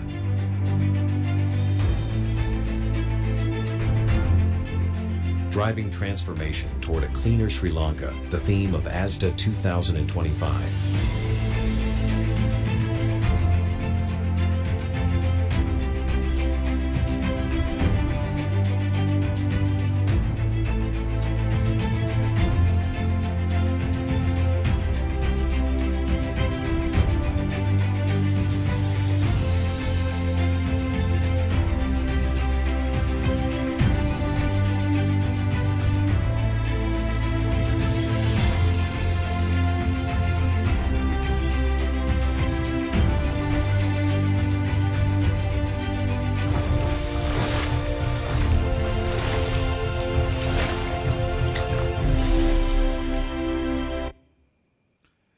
Across the world, agriculture is transforming, moving beyond traditional methods into an era of innovation where science, technology, and creativity shape the way that we grow.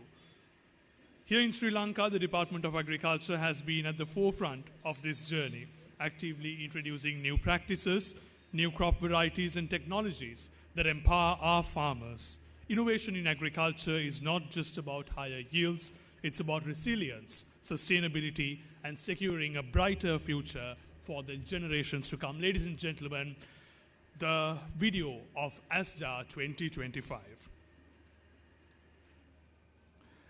We now have the privilege of listening to the leading authority in shaping our agricultural policy, the Secretary to the Ministry of Agriculture.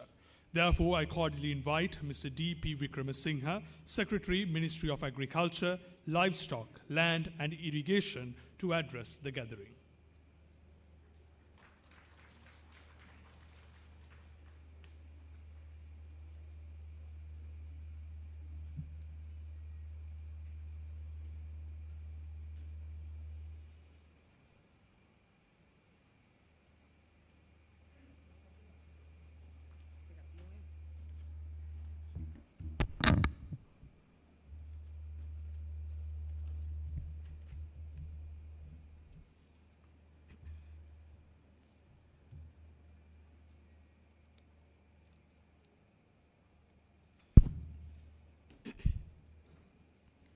Good afternoon,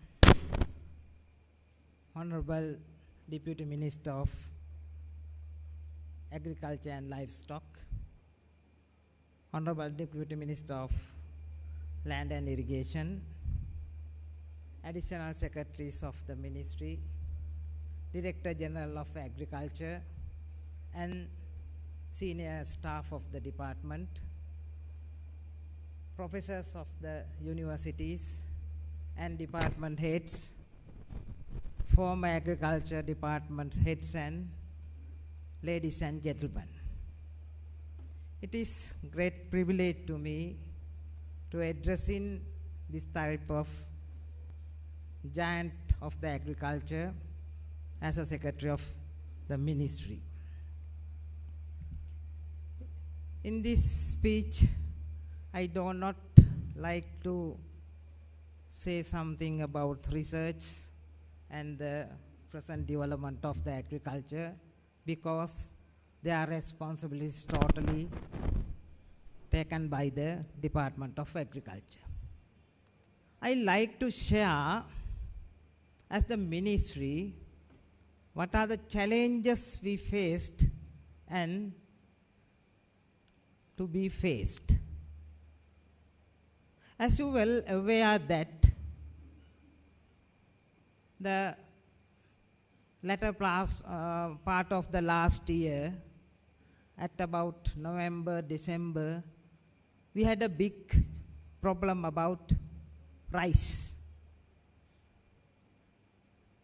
Then the entire country talk about the agriculture department statistics are not correct. Their predictions is not achieved. Therefore, we are facing this shortage of rice. That was a big challenge because the food security we are talking about, the rice is very crucial about the food security. Then I studied these statistics. According to the agriculture department, we have received sufficient crop, but physically not available. Then I want to prove these statistics or check these statistics whether right or wrong. In the last Maha season, I requested to the Agrarian Service Department take every crop and calculate and report me. Then they use their couponisers and send to every paddy lands and got this result.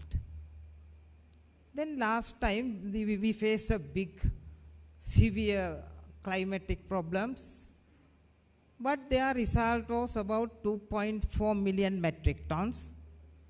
That was tally with the agriculture department statistics.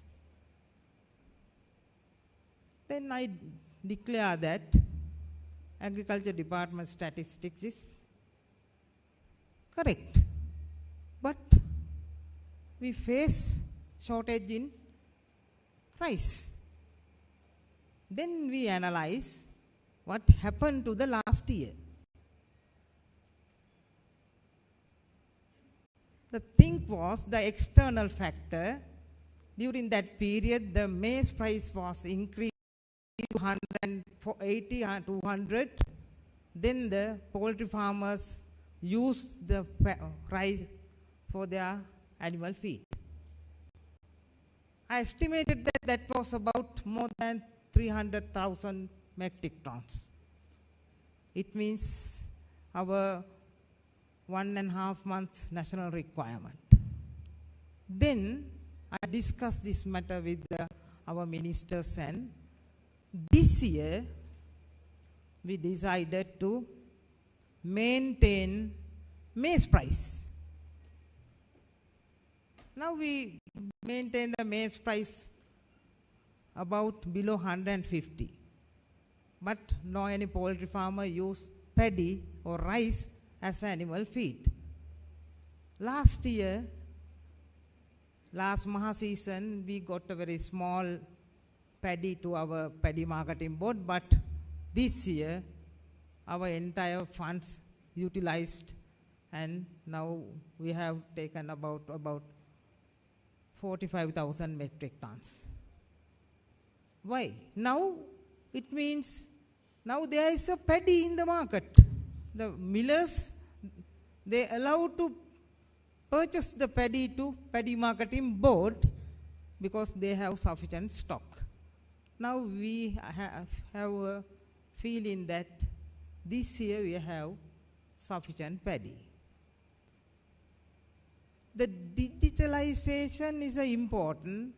Now this season also we are taking the paddy crop through the Agrarian Development Department.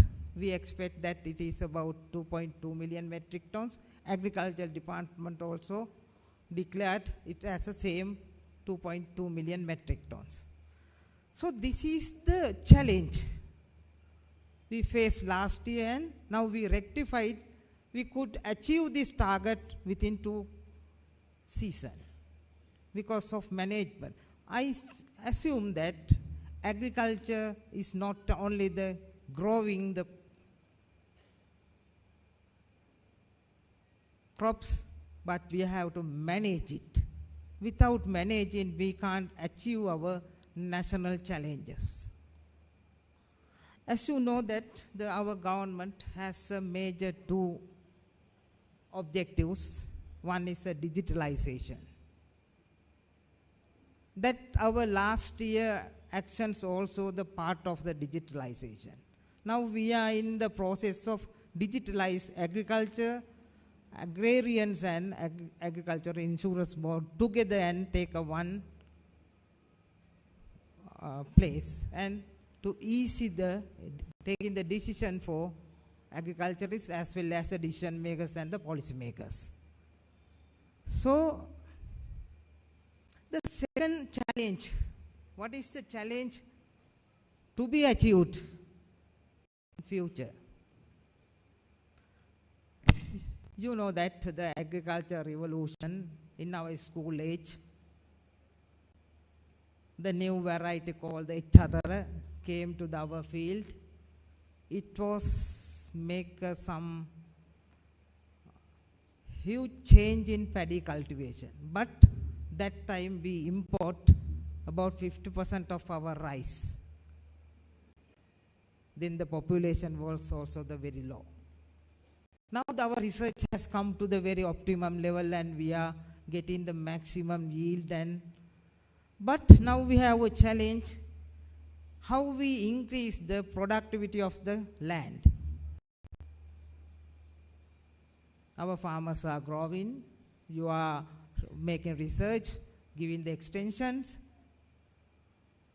we are giving fertilizer subsidy, but productivity is not in sufficient level. We are giving the fertilizer, but I don't know whether these farmers are using this fertilizer to the field. It's a big challenge.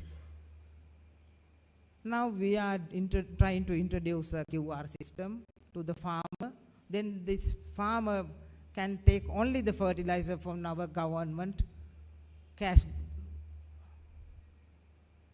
It means we can make some increase about our productivity. The agriculture department also says that they are not going to increase the lands, agricultural lands. We want to increase only the productivity of the lands. So many projects are going, but we have a big challenge. The government's new program is Praja Shakti. Its main aim to increase the wealth of the villagers, especially village consists the agricultural farmers. So I as a secretary, you as a stakeholders in agriculture sector have a responsibility to do this. Not only the increase in and extension about the agriculture, you have to increase their livelihood. You have to advise them to how to manage your finance, how to diversify your business, because without that we can't take out these farmers from this economic level. That's a big challenge, but you are the suitable team to help me and the country to get this challenge. Especially the provincial agriculture, they are the authorized person for the agriculture extension. I think AI should go to the field, not with the agricultural knowledge, with some economical and other things. This is the challenge, because as agriculture secretary, I have nominated to the steering committee. I have given the big part of this challenge. This challenge I accept because you are with me. So these are the challenges of this country. So we have to do that. Without that, agriculture is not moving to upper level. Now we are discussing about the amending some of our agriculture policies, especially the some acts, to facilitate farmers as well as investors to improve this agricultural sector with new technology and the profit-oriented business. So I don't take more time because time has passed with the schedule agenda. So finally I say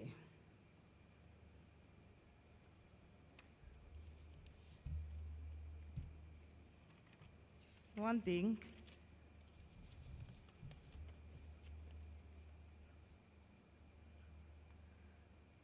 Your experience and your knowledge is important to us to formulate new policies, to formulate new strategies, to formulate new processes. Because you are in the field, you are working with the sector, you are working with the farmers, you are very closely know this, and that knowledge, experience and practices is very important to us to formulate these as a national policy.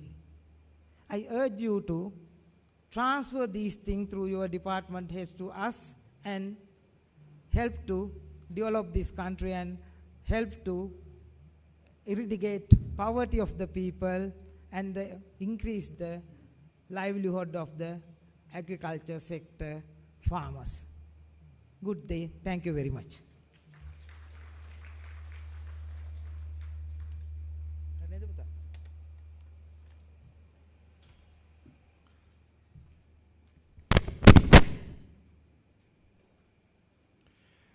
Thank you, Mr. Vikramasinghe, for your remarks.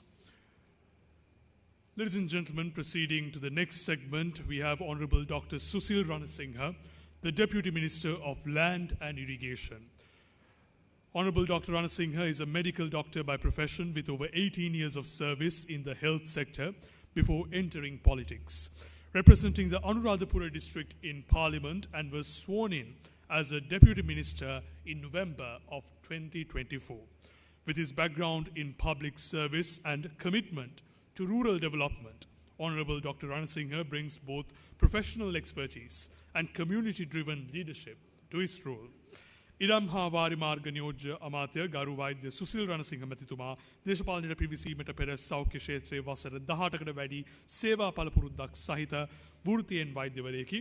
ඔහු දැන් වාරිමාර්ග නියෝජ්‍ය අමාත්‍ය ඉරම් හා වාරිමාර්ග නියෝජ්‍ය අමාත්‍ය ධූරයට දිවුරුම් දුන්නේය. ඉතින් මෙම සමුළු ඇමතීමට සඳහා ඉතා ගෞරවයෙන් මම ඔහු හට ඉන්වා ආරාධනා කර සිටිමි. I cordially invite Honorable Dr. Susil Ranasinghe, the Deputy Minister of Land and Irrigation, to address the gathering.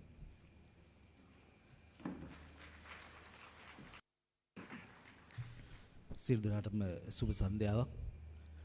මේ අවසර සහභාගී වෙලා ඉන්න අපේ අමාත්‍යාංශයේ ලේකම්තුමනි, ඒ වගේම Dr. Aikawa, who is the senior advisor for JICA organization, and all the representatives from JICA.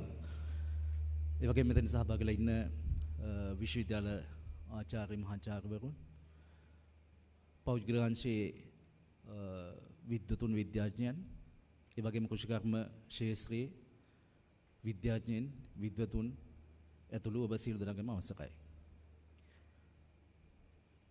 මම ගෞරවයක් කොට සලකනවා අද මේ කෘෂි විද්‍යාඥයන් හමුවේ වචන කීපයක් කතා කරන්න ලැබීම ගැන.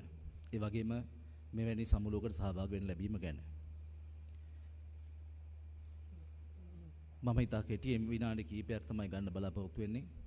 අපේ ලේකම්තුමාගේ කතාවට වැඩි මනක් විදිහට යමක් එකතු කරන්න තමයි මම බලාපොරොත්තු වෙන්නේ.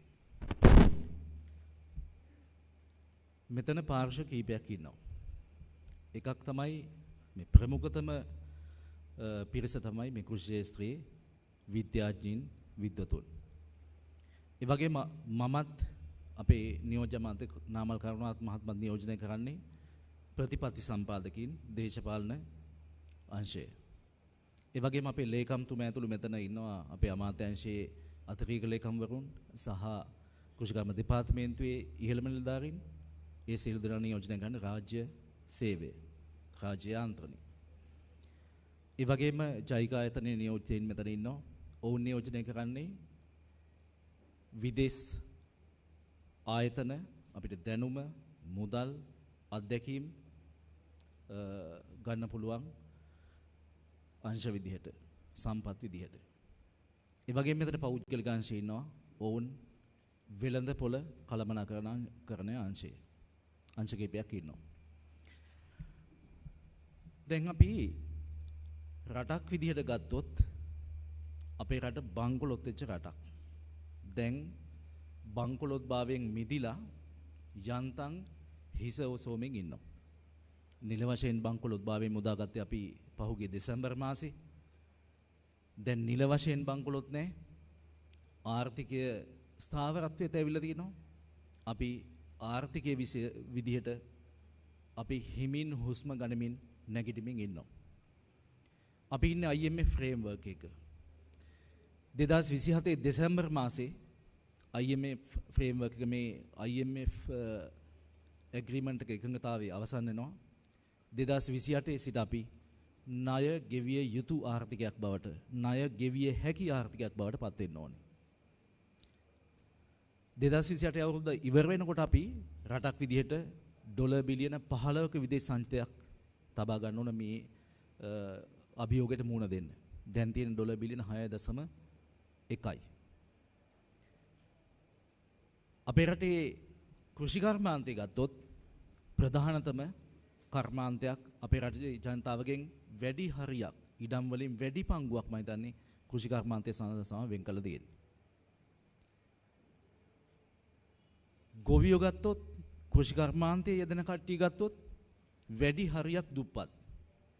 අපි ගමක ගිහිල්ලා අවුරුදු 50ක් 60ක් 65ක් වෙන තාත්තා කෙනෙක් 100 කෙනෙක් අහලා බැලුවොත් වාගෙන් කොච්චර කාලයක් ගොවිතැනේ යෙදෙනවද කියලා අවුරුදු 10න් 11න් තමයි කුඹුරට බහැලා තියෙන්නේ, ගොවිතැනට බහැලා තියෙන්නේ. පොඩි කාලේ ඉඳලා කුඹුරේ තමයි. ඔවුන් අවුරුදු 40ක් 45ක් 50ක් ජීවිතේ වැඩි හරියක් ගොවිතැනේ යෙදලා තියෙනවා. නමුත් දුප්පත්. ජීවත් වෙන්න හරි ගියක් දොරක් නැහැ. ඔවුන්ට රසවත් ආහාර වේලක් කියලා එකක් ලැබෙන්නේ නැහැ. ඔවුන්ගේ දුවා දරුවන්ට උගන්වන්න ගන්න බැරිලා තියෙනවා. ණය ගොඩක පැටලිලා ඉන්නේ. ලෙඩ රෝග වැඩි, ඒවට බෙහෙත් ගන්න නැහැ. ඔවුන්ගේ ජීවිතේ සතුටක් නැහැ. ඒ තමයි ඔවුන්ගේ සමාජ තත්ත්වය. ඒ නිසා කෘෂිකර්මාන්තය මූලික කරගත්ත රටක්. ඒ කෘෂිකර්මාන්තය ගත්තහම සාම්ප්‍රදායිකයි, තාක්ෂණය අඩුයි, කුඩා මට්ටමේ කුඩා පරිමාණයේ කෘෂිකර්මාන්තයේ යෙදෙන කට්ටිය, ස්මෝල් ස්කේල් එකේ යෙදෙන කට්ටිය වෙළඳ පොළ ගත්තොත් ගොවියන්ට රීච් කරන්න බැරි වෙළඳ පොළක් සමහරට. ඕක තමයි තත්ත්වය.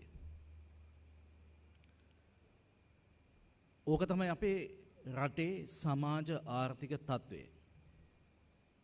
දැන් අපි හැමදෙනාම කල්පනා කළ යුත්තේ කුමක්ද? ප්‍රතිපත්ති හදන අපිත්, ඒ ප්‍රතිපත්ති ක්‍රියාත්මක කරන රාජ්‍ය යාන්ත්‍රණයත්,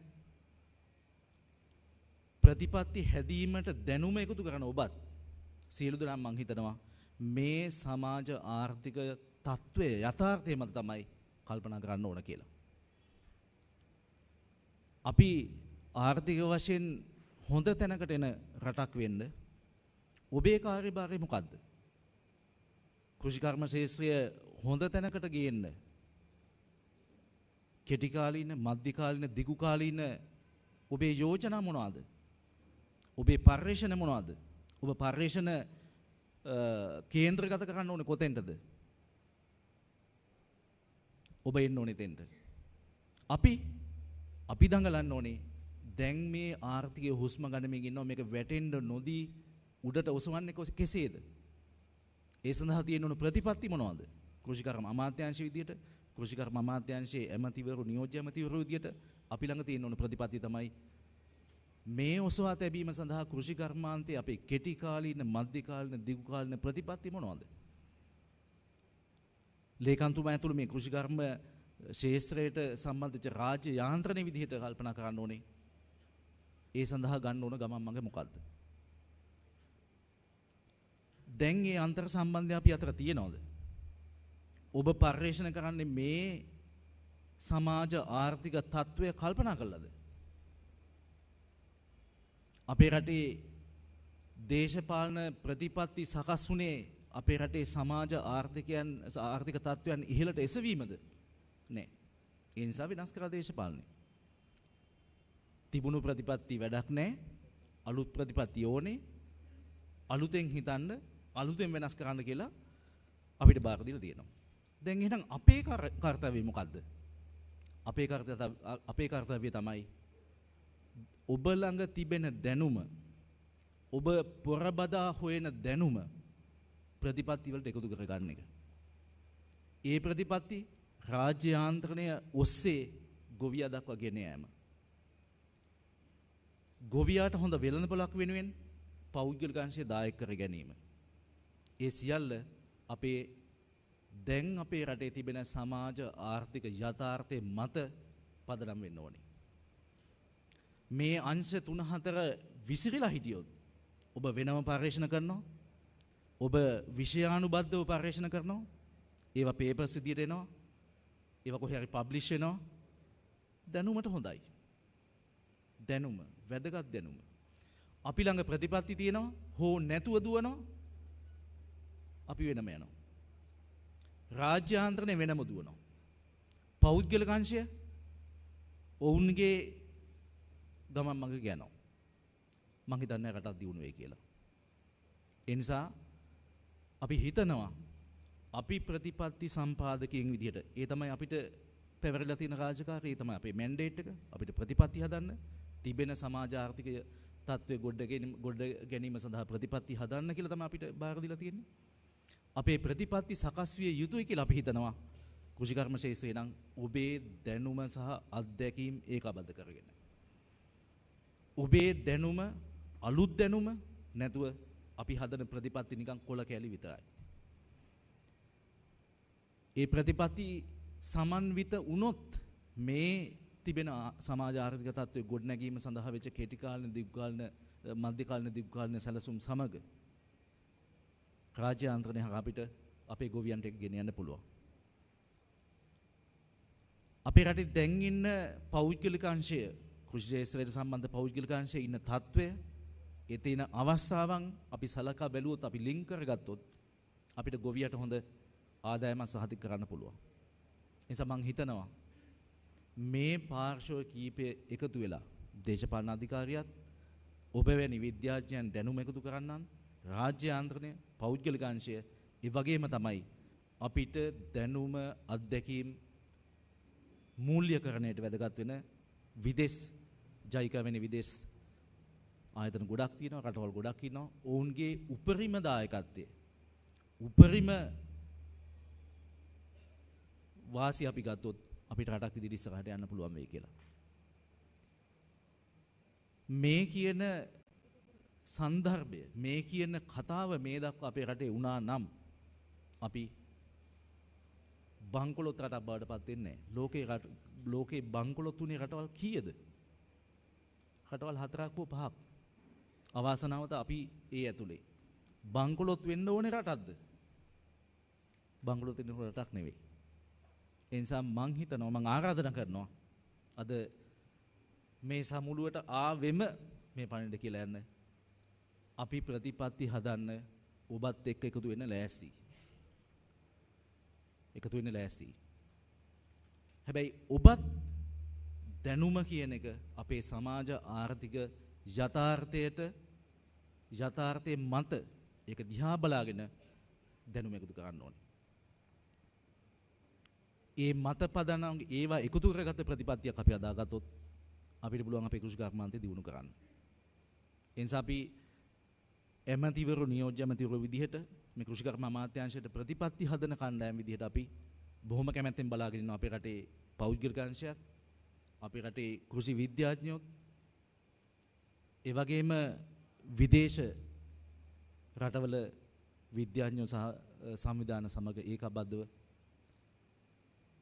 අපේ රට මේ තිබෙන සමාජ ආර්ථික යථාර්ථයට ගැලපෙන ප්‍රතිපත්ති හදලා අපේ රට ගොඩ ගන්න.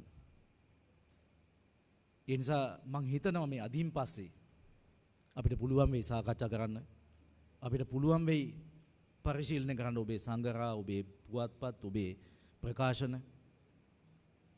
අපිට පුළුවන් වෙයි ඔබත් එක්ක කතා කරන්න, ඔබ නිල වශයෙන් කැඳවන් සාකච්ඡා කරන්න කොහොමද මේ දේවල් කරන්න කියලා.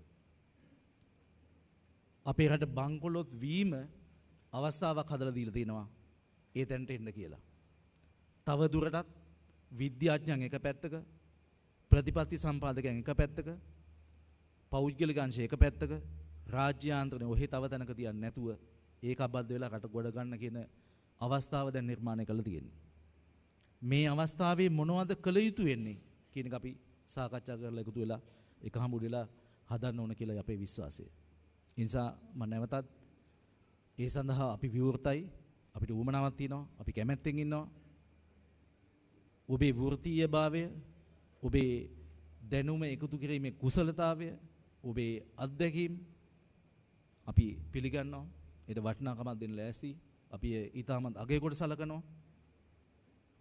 ඒ තුලින් අපි රට ඉස්සරහට ගෙනියන්න ඔබත් අපත් එකතු වෙමු කියන ආරාධනාව හැඟීම්බර ආරාධනා කරමින් මගේ කතාව අවසන් කරන්න බොහොම ස්තුතියි.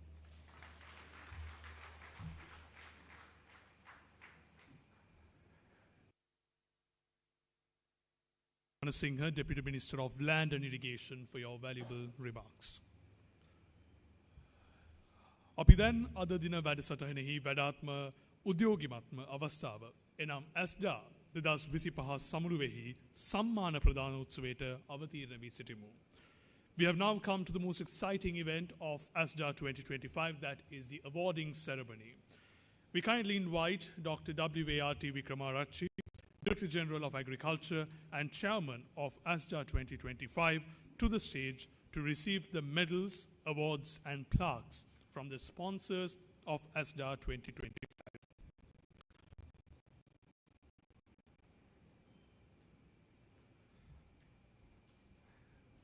First and foremost, may I kindly request Mr. A.S.M. Roshan, Secretary to Sri Lankora, to hand over the cash award and the plaque of the eminent agriculturalist of ASDA 2025 to Dr. Vikramarachchi.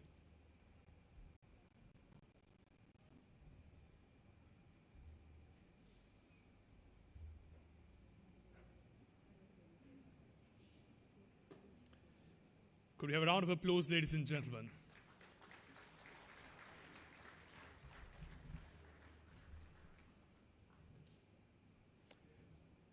Thank you very much.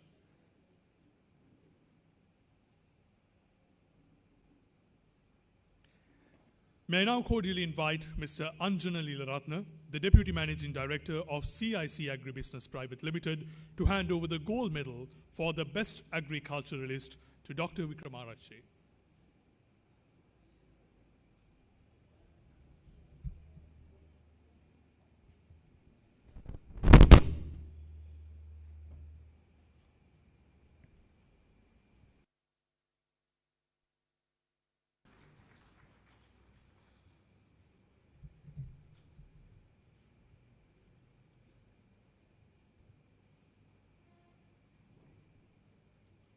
Up next, let me cordially invite Mr. Atauda Jayawardena, Chief Executive Officer, the Director of Innovative Pesticides Marketing Private Limited, to hand over the gold medal of the Best Scientist to Dr. Vikramarachchi.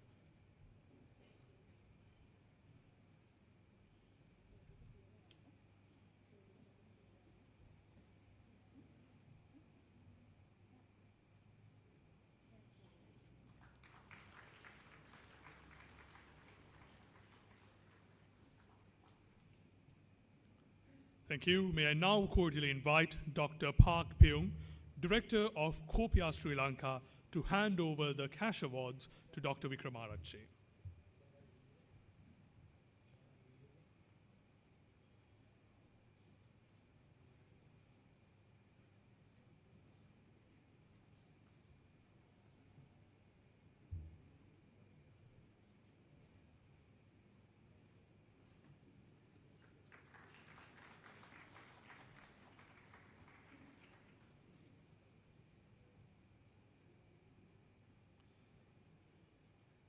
Thank you, and we kindly request you all to join the audience once again. Ladies and gentlemen, the Sri Lanka Korea Alumni Association, Sri Lankora, in collaboration with ASDA, established an annual award scheme in 2015 to recognize eminent agriculturalists who have made exemplary contributions to Sri Lankan agriculture. For the 2025 awards, the Executive Committee of Sri Lankora, in collaboration with the Department of Agriculture, has undertaken a careful evaluation of the contributions of distinguished scientists, academics, and policymakers. Based on this assessment, one outstanding individual will be honored with the Sri Lankora Lifetime Achievement Award 2025. I invite the audience to view the video biography of the Sri Lankora eminent agriculturalist of ASDA 2025.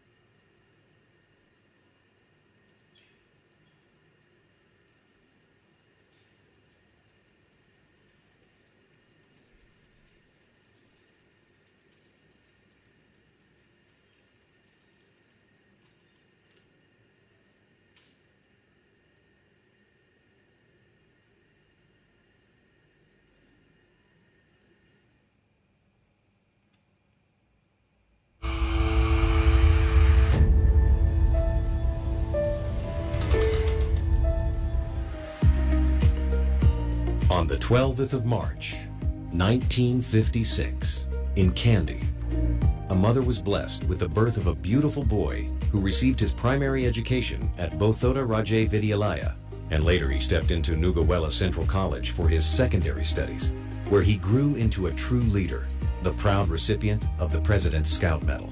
In 1975, he entered the Faculty of Agriculture, University of Peradeniya, and graduated in 1979. During his time, he earned university colors for hockey. His career began in 1980. He joined to the Sri Lanka Agricultural Service as a research officer at Batalagoda. Though he aspired to be a rice breeder, destiny and the guidance of the late doctor, Dharmawansa Senadhira, directed him toward soil science, a field where he would leave a lasting legacy. In 1984, he pursued postgraduate studies in Norway. In 1994, he earned his PhD from the University of Reading, UK, for groundbreaking research on silica in rice cultivation. His work on soil fertility and nutrient management led to the modern fertilizer recommendations of the Department of Agriculture. In the year 2000, it's introduced target yield-based fertilizer recommendations for rice. He also initiated, in 1980, a landmark study on soil and rice plant behavior without fertilizer, a study that has now continued for more than 4 decades, the first of its kind in Asia. In 2004, he launched another long-term study on integrated plant nutrient and fertilizer management strategies, work that helped the Department of Agriculture demonstrate the consequences of the so-called organic agriculture policy. His pioneering research also introduced vital practices, the use of paddy husk charcoal, and the method of deep plowing in paddy cultivation, both of which transformed soil health and boosted rice productivity. He also led pioneering research on single superphosphate fertilizer from Epawala apatite, proving its effectiveness in rice farming in collaboration with Lanka Phosphate Limited. His leadership extended nationwide, chairman of fertilizer recommendation committees, member of the National Fertilizer Advisory Committee, coordinator of the soil testing program of the Department of Agriculture. Internationally, he worked with UNDP, FAO, GEF, and GGGI on major agricultural projects. He was a teacher, a mentor, and a true leader. As president of the Soil Science Society of Sri Lanka, he shaped its future. At the Postgraduate Institute of Agriculture, he served as lecturer and board member while guiding young scholars as a supervisor and examiner across universities island-wide. He advanced research as the editor of the Soil Science Society Journal and was honored as a fellow of the Sri Lanka Institute of Agriculture.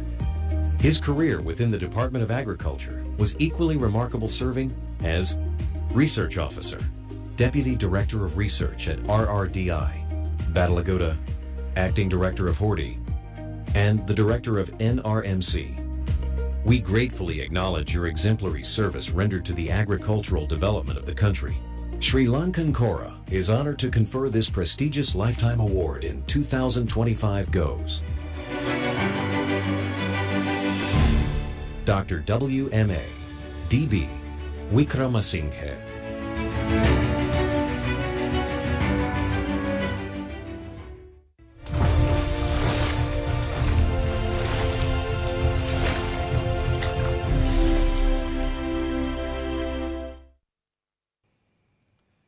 Ladies and gentlemen, could we have another round of applause to the winner of the Sri Lankora Lifetime Achievement Awards 2025, Dr. W.M.A.D.B. Wickramasinghe.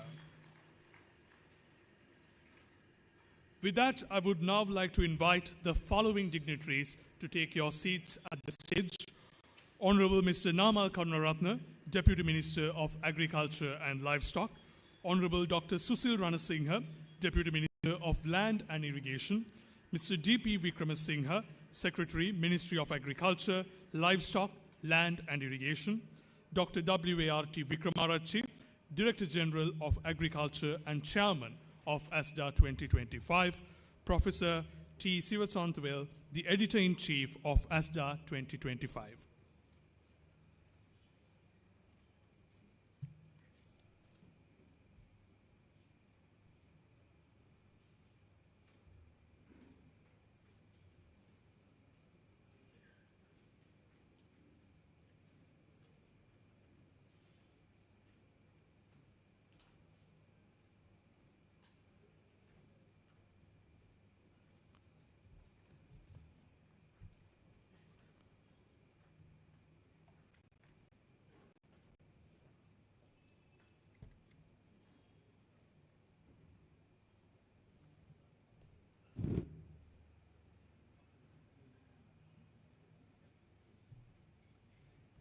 We cordially invite Honorable Mr. Nama Karunaratne, the Deputy Minister of Agriculture and Livestock, to present the plaque, and Honorable Dr. Susil Ranasinghe, Deputy Minister of Land and Irrigation, to present the Cash Award, and Dr. Vikramarachi, the Director General of Agriculture and Chairman of ASDA 2025, to accompany them. Ladies and gentlemen, let us extend our heartfelt congratulations with a resounding applause for this remarkable lifetime achievement, and that is Dr. WMADB Vikramasinghe for the Sri Lankora Lifetime Achievement Award 2025.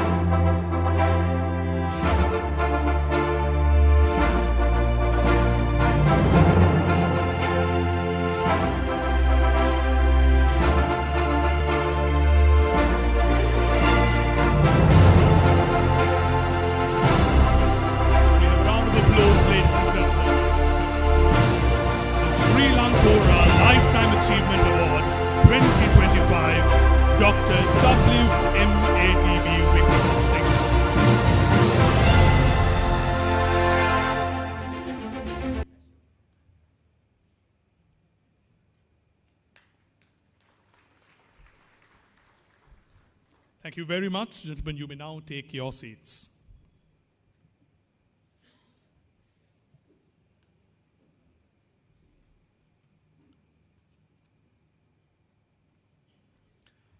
The next event is the awarding of the best poster presented in the ASDA 2025.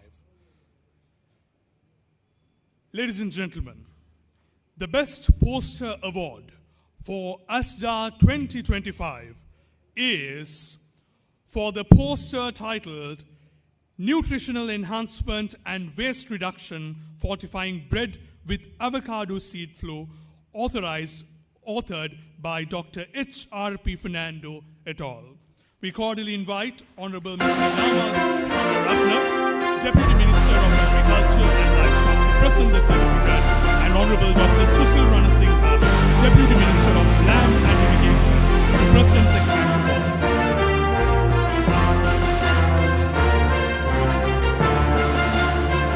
The Best Poster Award for ASDA 2025, authored by Dr. H.R.P. Fernando et al.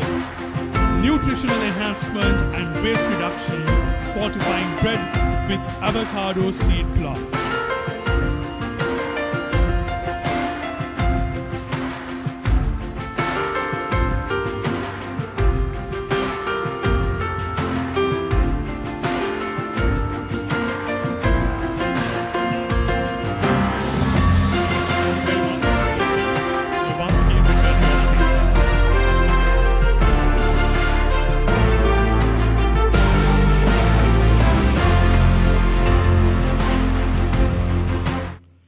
Now, I cordially invite Senior Professor T. Sivanandavale, Editor-in-Chief of ASDA 2025, to express his views and announce the best paper of ASDA 2025.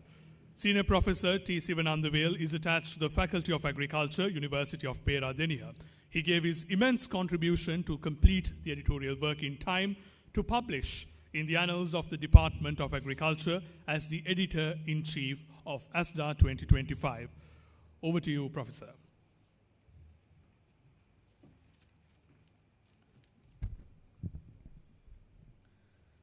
Good evening, Honorable Ministers for Agriculture and Livestock and Land and Irrigation, Secretary to Ministry of Agriculture, Director General of Agriculture, ladies and gentlemen. It has been both a great honor and privilege for me to serve as the Editor-in-Chief of the Annals of the Sri Lanka Department of Agriculture 2025. My presence here is not only a reflection of this responsibility, but also a symbol of the long-standing collaborative friendship between the Department of Agriculture and our universities, particularly the University of Peradeniya. As the custodian of the agriculture of Sri Lanka, the Department of Agriculture plays a pivotal role in generating new knowledge and technology through research and development with the aim of making least lasting positive impact on the agriculture sector. The annual Symposium of Department of Agriculture, so-called ASDA, serves as a prime platform to showcase these findings, creating an annual scientific forum for multiple stakeholders. ASDA 2025 has once again unveiled a wealth of commendable studies conducted during the period of 2020 to 2025. Accordingly, the annals of 2025 includes, as others mentioned, 25 full-length articles from ongoing research and development activities, 16 short communications, 6 posters, abstract, and 7 research news articles presented at the ASDA 2025. The studies represented in the annals cover a wide range of scientific disciplines in agriculture, spanning agronomy, plant breeding, soil fertility and climate change, agriculture economics, food science and technology, plant protection, post-harvest physiology, agricultural extension, and many more fields. These efforts are led primarily by scientists of Department of Agriculture with valuable contribution from partner institutions, including some international collaborators. A particular challenge we faced this year too was the selection of best paper of ASDA 2025. For this, we adopted 10 clear criteria: clarity of focus, national and regional significance of results, contribution to scientific development, practical applicability of findings, repeatability of the study, clarity of results presentation, strength of discussion, scientific writing quality, adherence to the submission guidelines, as well as evidence of collaboration. All 26 empirical studies were evaluated and ranked under these standards, ensuring a fair and rigorous process with my other colleagues. Ladies and gentlemen, of all, the best paper award at the ASDA 2025 goes to the paper titled Rice Generation Advancement to Accelerate Breeding Program through Speed Breeding Technique, authored by Mr. Karunaratna, Sandamali, Munasinghe, Kumarasinghe, Benaragama, and Damayanti. Give a big applause for the achievement. I wish to extend my heartfelt appreciation to all authors and independent reviewers whose dedication, generosity, and timely response made this publication possible. I also express my gratitude to ASDA 2025 organizing team led by Dr. Vikramasinghe and the editorial board chaired by Dr. Lakmini for creating such a friendly and supportive environment that allowed me to work with great ease and confidence. To all our scientists, let us renew our commitment to research. Let us embrace the spirit of inquiry, foster collaboration, and nurture the next generation of agriculture researchers. Let us remember that research is more than a process. It is a mindset, a way of thinking, and a force for transformation. As we move forward, many our collective pursuit to knowledge continue to illuminate the path toward a sustainable and prosperous agriculture future for Sri Lanka. Thank you.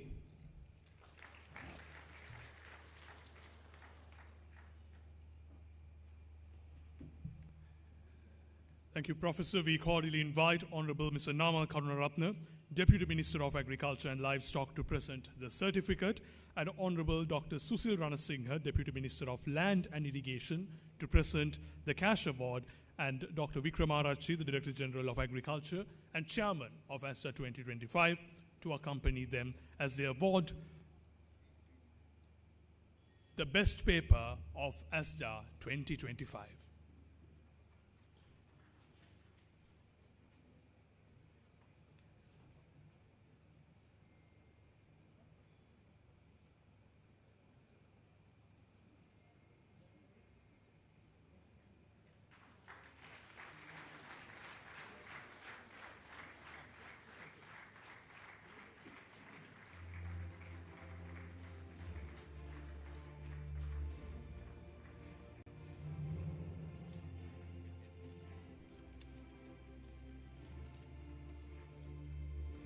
The Best Paper Award of ASDA 2025, the paper titled Rice Generation Advancement to Accelerate Breeding Program Through Speed Breeding Techniques, authored by Mr. KGPB Karunaratne, Sandamali, M. Munasinghe, HMAI Kumarasinghe, C. Benaragama, and MMN Damayanti.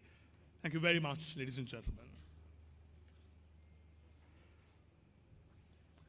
Now I would like to invite Dr. Jeevani Dilugoda, an Executive Committee member of the awards, to hand over the names of the award winners of the Best Agriculturalist and the Best Scientist to Dr. W.A.R.T. Vikramarachi, Director General of Agriculture and Chairman of ASDA 2025.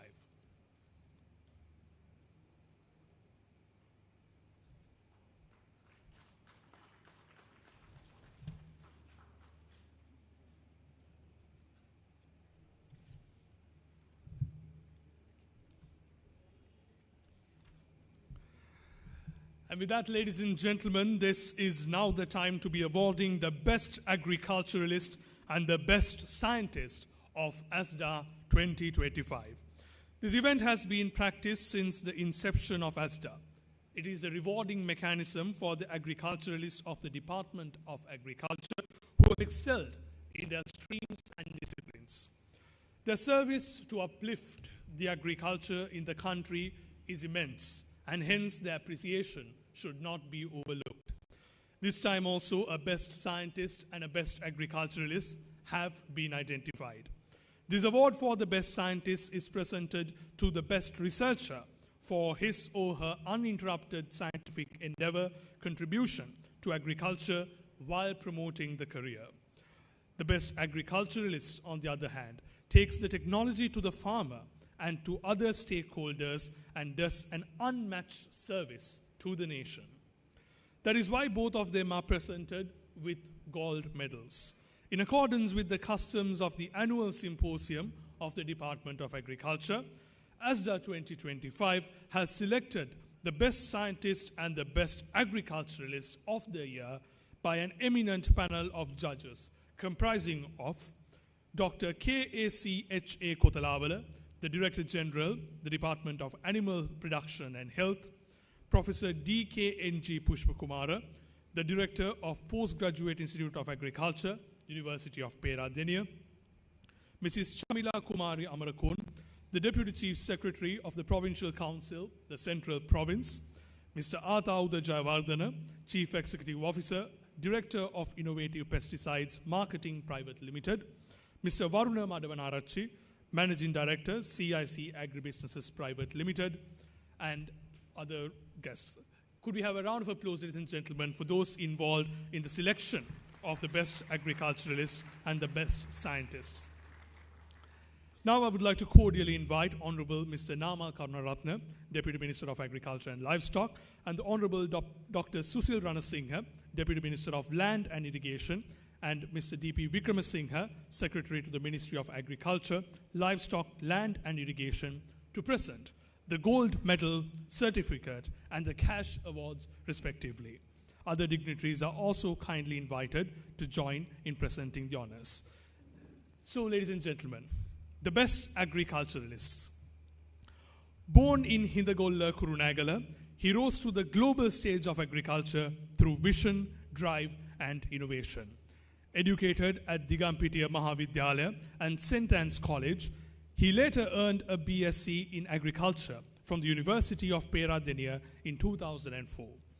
He went on to obtain a diploma in marketing, 2 master's degrees in crop science and agricultural economics, and a PhD in microeconomics from the Kobe University of Japan. His career is a rare fusion of private and public sector leadership. Beginning as a marketing executive at CIC Private Limited, he soon joined the Department of Agriculture in 2007. From there, he rose through the ranks with distinction, serving as Assistant Director, Deputy Director, Additional Director, and now the Provincial Director of Agriculture to the North Central Province.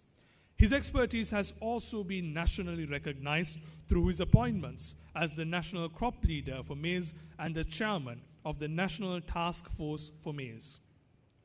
Driven by a mission to transform Sri Lanka's agriculture, he has pioneered local hybrid maize seed production, introduced innovative crop development initiatives, and secured international support for thousands of farmers. Under his leadership, modern training and laboratory facilities have been established. Farmer cooperatives have been strengthened and sustainable practices promoted. His tireless efforts in maize, soybean, big onion, and Tom EJC mango cultivation have made a profound impact on food security and farmer prosperity across the nation. Such brilliances have not gone unnoticed. His excellence has been celebrated with the Master Thesis Award from the Hiroshima University in 2013, the Best Paper Presentation Award from ASDA in 2022, and the Outstanding Pre-Finance Award from the Department of Agriculture in 2023. This evening we celebrate not only his outstanding professional, but a visionary who continues to modernize agriculture, empower farmers, and build a self-reliant farming community for the future. Ladies and gentlemen, it is with immense pride and admiration that we present the Best Agriculturalist Award of ASDA 2025 to this exceptional professional. Ladies and gentlemen, the Best Agriculturalist Award, ASDA 2025, goes to Dr. Buddhika Nishantha Abesinghe. Please join me in welcoming and congratulating Dr. Abesinghe, who is awarded the Best Agriculturalist of ASDA 2025.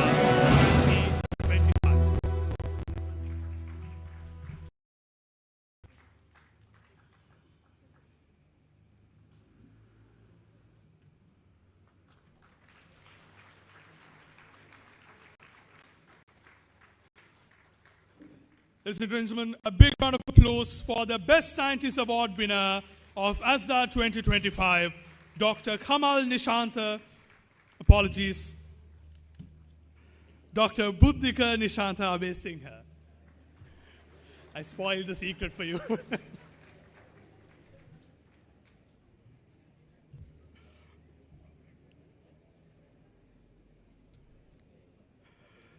Ladies and gentlemen, now to proceed without any surprise, as I have given you a spoiler in advance, to the Best Scientist Award of ASDA 2025. Born in the village of Hainpita, Valagadara in Mathugama, Kaluthara district, his journey from humble beginnings to the forefront of agricultural science is truly inspiring.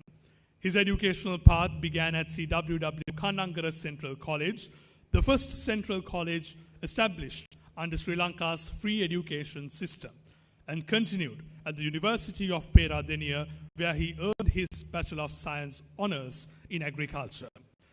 He further advanced his expertise with a master's in vegetable breeding and biotechnology from Punjab Agricultural University, India, and a PhD in plant breeding from the Postgraduate Institute of Agriculture, the University of Peradeniya. Since joining the Department of Agriculture in 1996, he has dedicated nearly 3 decades to agricultural research, specializing in chili breeding and vegetable improvement. His pioneering efforts have resulted in the development of several high-yielding crop varieties, including 7 popular chili varieties and an ash gourd variety.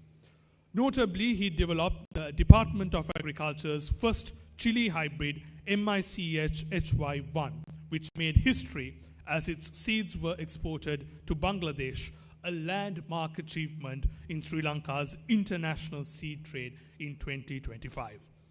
As principal investigator of nationally and internationally funded projects, his leadership has driven remarkable progress, from hybrid seed production systems generating over 30 million rupees annually to cutting-edge breeding technologies supported by COPIA and AFACI. His work has directly benefited over 100,000 farming families, strengthening national food security and enhancing rural livelihoods. Beyond research, he has been an inspiring mentor, a supervisor, and a trainer to countless students and an extension officers, sharing knowledge through publications, training manuals, and mass media. His contributions have been recognized with the prestigious accolades, including the Excellence in Agricultural Research Award in the year 2017, the Best Contribution in Agriculture Award in the year 2018, and the Vocational Excellence Award in the year 2025. Ladies and gentlemen, tonight we celebrate a true pioneer in Sri Lankan agriculture, a scientist whose vision, dedication, and innovation continue to transform the nation's farming landscape and inspire generations to come. Although I spoiled it for you, let me add a little tidbit. This gentleman is celebrating his birthday today, I think, which makes this award even more special for him. Ladies and gentlemen, the Best Scientist Award of ASDA 2025 goes to Dr. Kamal Nishanta Kanangara. Please join me in warmly congratulating Dr. Kanangara, awarded with the Best Scientist of ASDA 2025.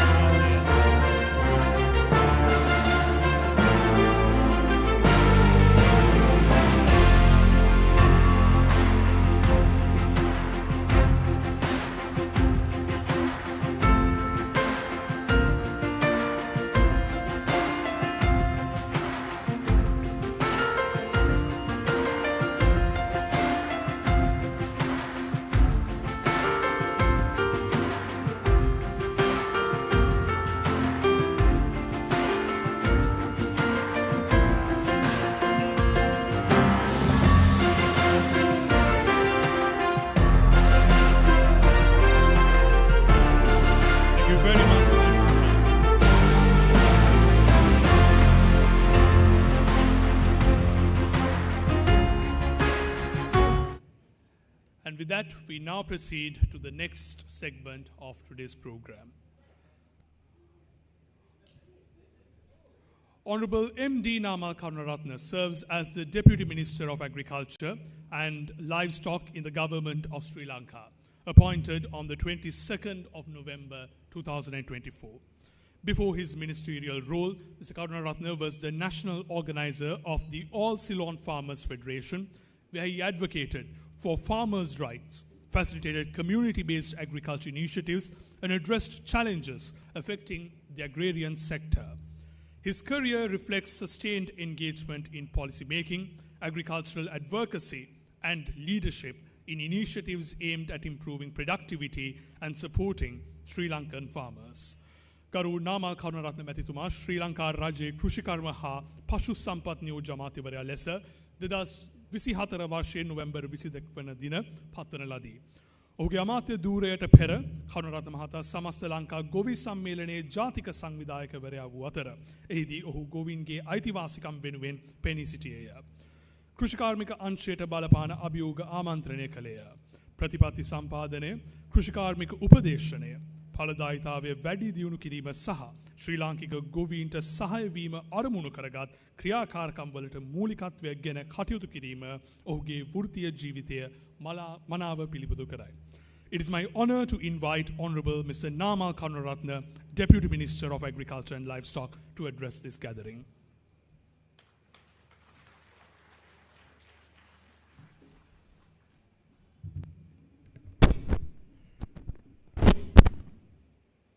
බොහොම ස්තුතියි මාපා. සුබ සන්ධ්‍යාවක් සියලු දෙනාටම. අද මේ අවස්ථාවට සම්බන්ධ වන අපේ අමාත්‍යංශයේ නියෝජ්‍ය අමාත්‍ය වෛද්‍ය සුසිල් රණසිංහ මැතිතුමාගෙන් අවසරයි. ඒ වගේම මේ අවස්ථාවට සම්බන්ධ වන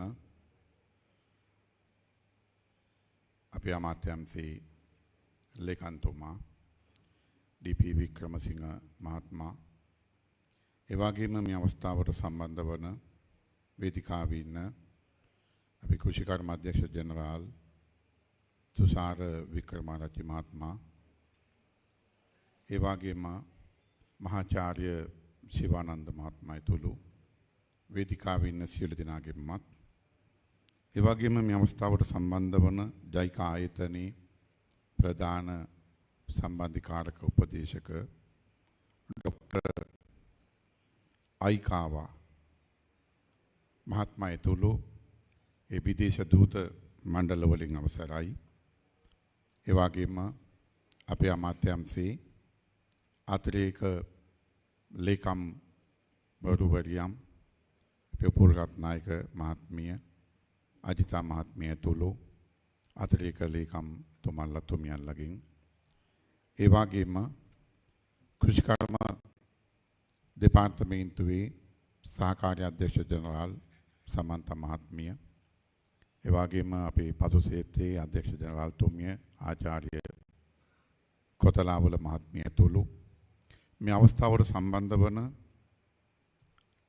අනිකුත් අධ්‍යක්ෂතුමන්ලා තුමියන්ලා, අපේ අමාත්‍යාංශයේ දෙපාර්තමේන්තු ප්‍රධානීන්, ඒ වගේම කෘෂි විද්‍යාඥයින්, අපේ අමාත්‍යාංශයට අදාළව ප්‍රතිපත්ති සම්පාදක මණ්ඩලයේ නියෝජනය කරපු මහාචාර්ය ධර්මකීර්ති මැතිතුමා, මහාචාර්ය රෝහිත ඇතුළු අපේ මහාචාර්යතුමන්ලා, ආචාර්යතුමන්ලා, ඒ වගේම පෞද්ගලික ආයතන නියෝජනය කරමින් මේ මැදපෙළියේ ඉන්න කණ්ඩායමක්ම, ඒ ආයතන ප්‍රධානීන්, කෘෂි විද්‍යාඥයින්, විද්‍යාඥවරියම්, ඔබ සියලු දෙනාගෙන්ම විශේෂයෙන්ම මේ සභාවෙන් ඔබේ මගේ දකුණු අත පැත්තෙත් මගේ වම් අත පැත්තෙත් මේ ඉන්න පිරිසට වඩා විශාල පිරිසක් ඉන්නවා. මේ වෙනකොට 700ක් 800ක් විතර පිරිසක් අපේ කෘෂි ක්ෂේත්‍රයේ අද මේ වැඩසටහනත් එක්ක එකතු වෙලා ඉන්නවා. පොළොල් තිරයත් එක්ක එයි සම්බන්ධ වෙලා ඉන්නවා මෙතන ඉඩ කඩ නැති නිසා. විශේෂයෙන්ම අපේ අමාත්‍යාංශයට අදාළව කෘෂිකර්ම දෙපාර්තමේන්තුවට සම්බන්ධිත ලංකාවේ ඉන්න සුපිරිම වැඩකාරයෝ ටික, සුපිරිම වැඩෝ ටික තමයි අද මෙතන එකතු වෙලා ඉන්නේ. එමනම් ඒ තත්ත්වයට එක්ක අපි අද සතුටු වෙනවා ඔබත් එක්ක ඒකාත්මික වෙන්න අවස්ථාව ලැබීම පිළිබඳව. දැන් සෑහෙන වෙලාවක් ගිහින් තියෙන්නේ. ටිකක් වෙහෙසටපත් වෙලා ඉන්නේ. සෑහෙන වෙලාවක් ගත වුණා. නමුත් ඒ වෙලාව ගත වුණත් පොඩි විවිධත්වයනුත් තිබුණා. දාන් රෝන් ගාලා මෙහින් තිරෙනවා, ඉස්සෙනවා, පාත් වෙනවා, කීකිව්වා එනවා. නොඑක් දේවල්. ඉතින් ඒකත් එක්ක පොඩි විවිධත්වයක් තිබුණා. අපේ අයිකාවා ડોક્ટર අයිකාවත් හොඳ දේශනයක් කරා. ඉතින් තත්ත්වයක් එක්ක අවුරුද්දකට වතාවක් තමයි තමුන්නාන්සලා මේ එකතු වෙන්නේ. මේ 27 වෙනි සමුළුව මේ පවත්වන්නේ. ඉතින් මෙන්න මේකත් එක්ක කෘෂි ක්ෂේත්‍රයට අදාළව ඒ න්‍යායාත්මක කරුණු ඔබ තරම් අපි දන්නේ. ඒක අපි කියන්න නිහතමානී වෙනවා. ඉතින් ඒ නිසා ඔබ මේ විෂය පතය තුල උඩටම ගියපු අය. විශ්වවිද්‍යාලවල අනිකුත් කෘෂි විද්‍යාලවල අධ්‍යාපනය ලැබලා පශ්චාත් අධ්‍යාපනය ලැබලා ඊට පස්සේ මහ පොළොවේ බිමි ගොවි බිමි වැඩවලට සම්බන්ධ වෙලා ගොවියොත් එක්ක එකට මොහු වෙලා විද්‍යාගාරවල ගොවි බිම්වල විවිධ පර්යේෂණ කටයුතු වලට සම්බන්ධ වෙලා මහා දැවැන්ත අත්දැකීම් සම්භාරයක් සහිත කණ්ඩායමක් තමයි අද මෙතන ඉන්නේ. අද මෙතන විශ්‍රාම ගිහපු අය ඉන්නවා. එයා මහා දැවැන්ත අත්දැකීම් ලැබපු අය. අද මෙතන සම්මානීයට පාත්‍ර වුණා. විවිධ සොයා ගැනීම් වලට මැදිහත් වෙච්ච අය. ඒ ගෞරවය ඔබට තිබෙනවා. ඒ නිසා අපි අමාත්‍යාංශයට අදාළව වැඩපිළිවෙලක් සකස් කළා. ඒ වැඩපිළිවෙල සකස් කරපු ප්‍රතිපත්ති කමිටුවේ මම සමාජිකයෙක්. මහාචාර්ය අබේ වික්‍රම මහත්මයා ඇතුළු අපේ පසුව අපේ මහාචාර්ය ධර්මකීර්ති මහත්මයා වගේ ඒ කෘෂි ක්ෂේත්‍රයට අදාළ මහාචාර්යවරු ආචාර්යවරු හිටපු අධ්‍යක්ෂ ජනරාල්වරු ආචාර්ය ධනපාල මහත්මයා ආචාර්ය සුමිත් අබේසිරිවර්ධන මහත්මයා වගේ ඒ අය ඒ ප්‍රතිපත්ති කමිටුව නියෝජනය කරමින් ඒ අයත් එක්ක උරුන්නර ගැටෙමින් අපි කටයුතු වලට සම්බන්ධ වුණා. අවුරුදු 2කට ආසන්න කාලයක් ගත වුණා මේ කටයුත්ත අවසන් කරලා එළියට දාන්න. එහෙමනම් ඒ පරිසරයත් එක්ක ඒ දැක්මත් එක්ක ඔබ ඒකාත්මික වෙමින් මේ ඉදිරියට ගෙනියන්න අපකප වෙලා ඉන්න බව අපි දන්නවා. එනම් මේ පරිසරයත් එක්ක අපිට ගන්න තියෙන කාරණයක් තමයි අපි ඉලක්කයකට යන්න ඕනකම තියෙනවා. ඉලක්කය තමයි දැන් මේ 27 වෙනි සමුළුව. 28 වෙනි සමුළුව එනකොට අපි මේක මෙතනින් උඩට ගන්න ඕනේ. 29 වෙනි සමුළුව එනකොට ඊට එහා යන්න ඕනේ. 30 වෙනි සමුළුව වෙනකොට අපි පිම්මක් පනින්න ඕනේ. අපි දකිනවා අද තමුන්නාන්සලා කණ්ඩායම් විදියට සාමූහිකව එකිනෙකාගේ දැනුම බෙදා හදා ගනිමින් අත්දැකීම් බෙදා හදා ගනිමින් ඒ තිබෙන පර්යේෂණ උපකරණ ඒ භෞතික සම්පත් මානව සම්පත් කළමනාකරණය කරගනිමින් තමුන්නාන්සලා විවිධ සොයා ගැනීම් කරලා තියෙනවා. මේ දෙපාර්තමේන්තුව ගත්තොත් එහෙම ඉතිහාසෙ පුරාවට ලොකු වැඩ කොටසක් කරලා තියෙනවා. විශාල පරිශ්‍රමයක් දරලා තියෙනවා. අලුත් බීජ ප්‍රභේද වී ඇතුළු අනිකුත් එළවලු භෝග පළතුරු භෝගවල දැන් මෙතන මිල්ස් වලට අදාළ ඇගීමට ලක් වුණා. එhmenan මේ විවිධ සොයා ගැනීම් ඔබ කරලා තියෙනවා. ඒ වෙනුවෙන් ඔබ ගොඩක් මහන්සිලා තියෙනවා. ඒ වගේම තමයි අපේ නිෂ්පාදන වලට අගය එකතු කිරීමට අදාළව ඔබ ලොකු පියවරක් ඉස්සරහට තබලා තියෙනවා. දාදත් අපි දැක්කා මේ ඉස්සරහදී විවිධ එළවලු වලට පළතුරු වලට අගය එකතු කරලා අලුත් දැනුමත් එක්ක අලුත් තාක්ෂණයත් එක්ක ඒවා බෝතල් වලට අරගෙන තියෙනවා. පැකට් වලට අරගෙන තියෙනවා. විජලනය කරලා තියෙනවා.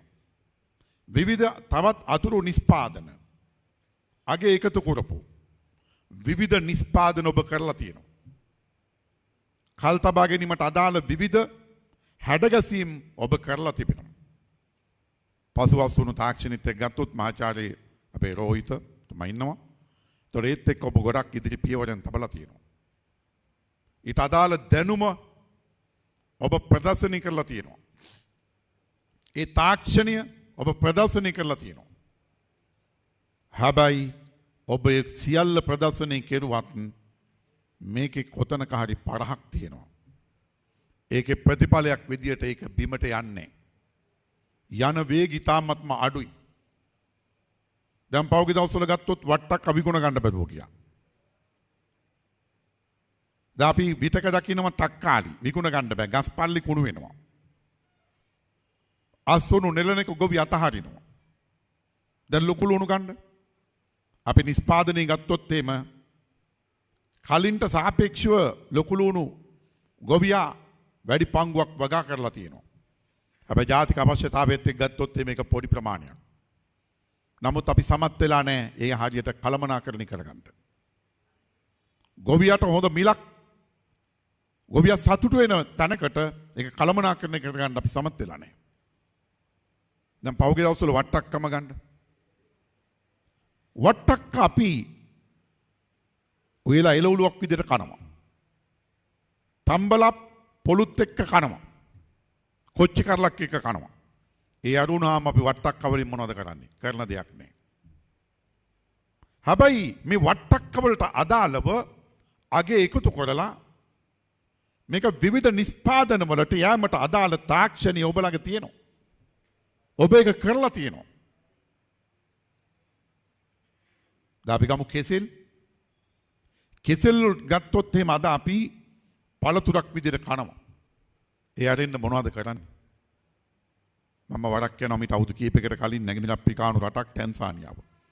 ටැන්සානියාව කියන්නේ මහා ලොකු පොසත් රටක් නෙමෙයි දුප්පත් රටක්.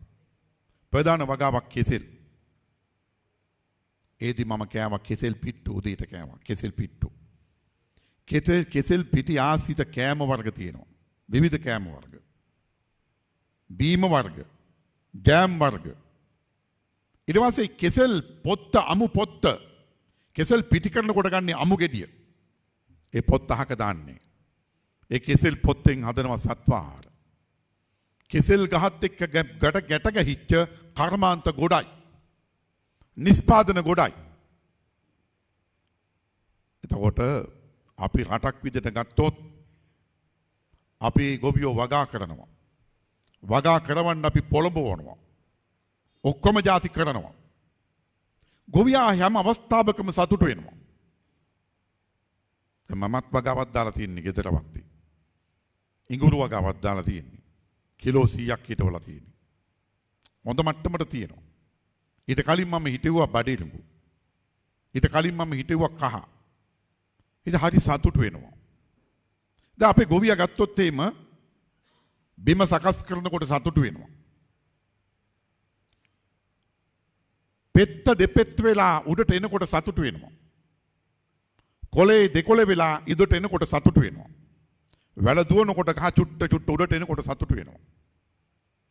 කැකුළු පිපෙනකොට සතුටු වෙනවා. මල් පිපෙනකොට සතුටු වෙනවා. ගැට හැදෙනකොට සතුටු වෙනවා. අල එළෙනකොට සතුටු වෙනවා. මෝදු වෙලා ඉස්සරහට එනකොට සතුටු වෙනවා. ගොයමිනම් ගොයම පුදිනකොට ඊට පස්සේ කිලි වදිනකොට කිලට නැමෙනකොට සතුටු වෙනවා. පුවක් කත්තේ පාට ගහනකොට සතුටු වෙනවා. ඒ හැම අවස්ථාවකදීම ගොවියා සතුටු වෙනවා. පුදුම සතුටක්.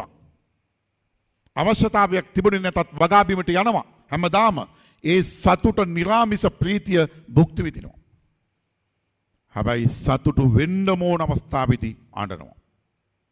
අස්වනු නෙලනකොට අඬනවා. අස්වනු ටික ගෙට ගන්නකොට අඬනවා. පාරට බහිනවා. උද්ඝෝෂණය කරනවා. ඇයි? සතුටු වෙන්න ඕනම වෙලාවේ ඒ සතුට පෑලතොරින් පැනලා ගිහිල්ලා. කවුද ඒ සතුට උදුරගත්තේ? ඒ සතුට අහිමුනේ ඇයි? ඒ අන්තිම ඊ타මත්ම බරපතල අසතුටත් එක්ක ගොවියා ඊළඟට වගාවට යනකොට ආයි දෙසරයක් හිතනවා. නමුත් පුරුද්දට අරින්නත් බෑ ගොවියට. මොන තත්වයන් යටතේ උනත් ගොවියා ආසයි වගා කරන්න. ආයෙත් ඉතින් වගා කරනවා. ආයෙත් අර අසතුට භුක්ති විඳිනවා. එමනම් සතුටු වෙන්නම ඕන වෙලාවේ ගොවියා සතුටු කිරීමේ වගකීම අපට තියෙනවා. ඒ වෙනුවෙන් ඔබට මැදිහත් වෙන්න පුළුවන්. ඒකට අදාළ ඔබට දැනුම තියෙනවා. අත්දැකීම් තියෙනවා. ඒ මඟ පෙන්වීම තියෙනවා. මෙන්න මේක අපි දිගහරිමු. මේක දිගහරිමු. ඒක නිසා විශේෂයෙන්ම ඔබ අලුත් සොයා ගැනීම අලුත් අත්හදා බැලීම් ගොඩක් කරලා තියෙනවා. ඔබ පෙන්නලා තියෙනවා. ඔබට පුළුවන් කියන එක පෙන්නලා තියෙනවා. හැබැයි ඒක ලොකු පරාසයක් ඇතුලේ බිමට අරගෙන යන්න ඒකට ලොකු ප්‍රචාරණයක් සහිතව මහ පොළොවේ පැලකරන්න ඔබට හයියක් නැහැ. ඔබට ඊට කඩක් නැහැ. ඒකට වාතාවරණයක් නැහැ. ඒකට පසුබිමක් නැහැ. ඒක තවත් තැනක හිර වෙලා තියෙනවා.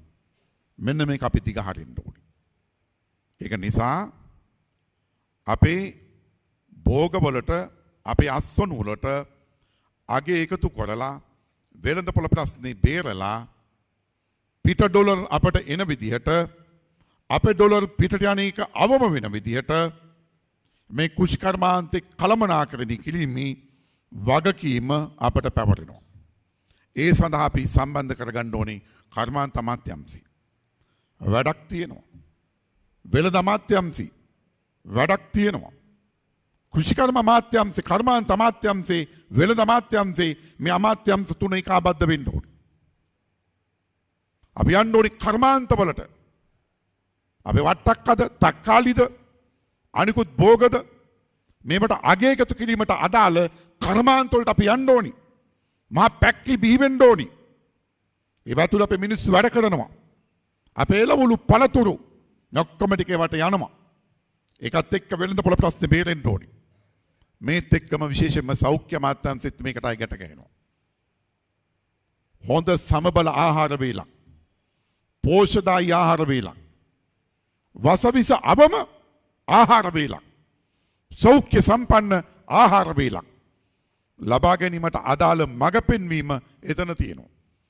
මෙන්න මේ ආයතන ඔක්කොම ගැට ගහගත්තු වැඩපිළිවෙලකට අපි යන්න ඕනේ. අපි ඒකට අත ගහමු. දැන් මේ වෙනකොට මූලික ප්‍රවේශයන් අපි අමාත්‍යාංශ විදිහට අරගෙන තියෙනවා. අන්න එතනදී අපේ අමාත්‍යාංශ ලේකම්තුමත් මෙතන ඉන්නවා. ඉන්න නිසා අපි වැඩි අවධානයක් යොමු කරන්න ඕනකම තියෙනවා. දැන් අපි මෙතෙන් එන්න කලිනුත් අපි මේ විද්‍යාගාර ඔක්කොම ගිහිල්ලා බැලුවා යම් ප්‍රමාණයකට. අපි අධ්‍යක්ෂ ජනරාල්තුමා අපි කට්ටි ගිහිල්ලා බැලුවා. එතකොට මානව සම්පතේ හිගේ තියෙනවා. ඒක සම්පූර්ණ කරන්න ඕනේ.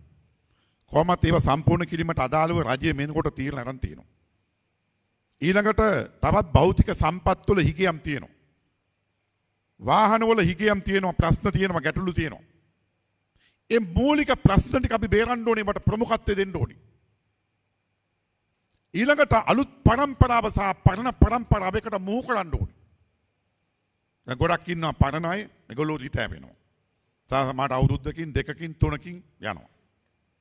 එතකොට හිස් තැනක් තියෙනවා. අලුත් අය ඉතින් නැවිල්ලා නැහැ. එතකොට පරණ අය එහෙමම වැඩේ යනකොට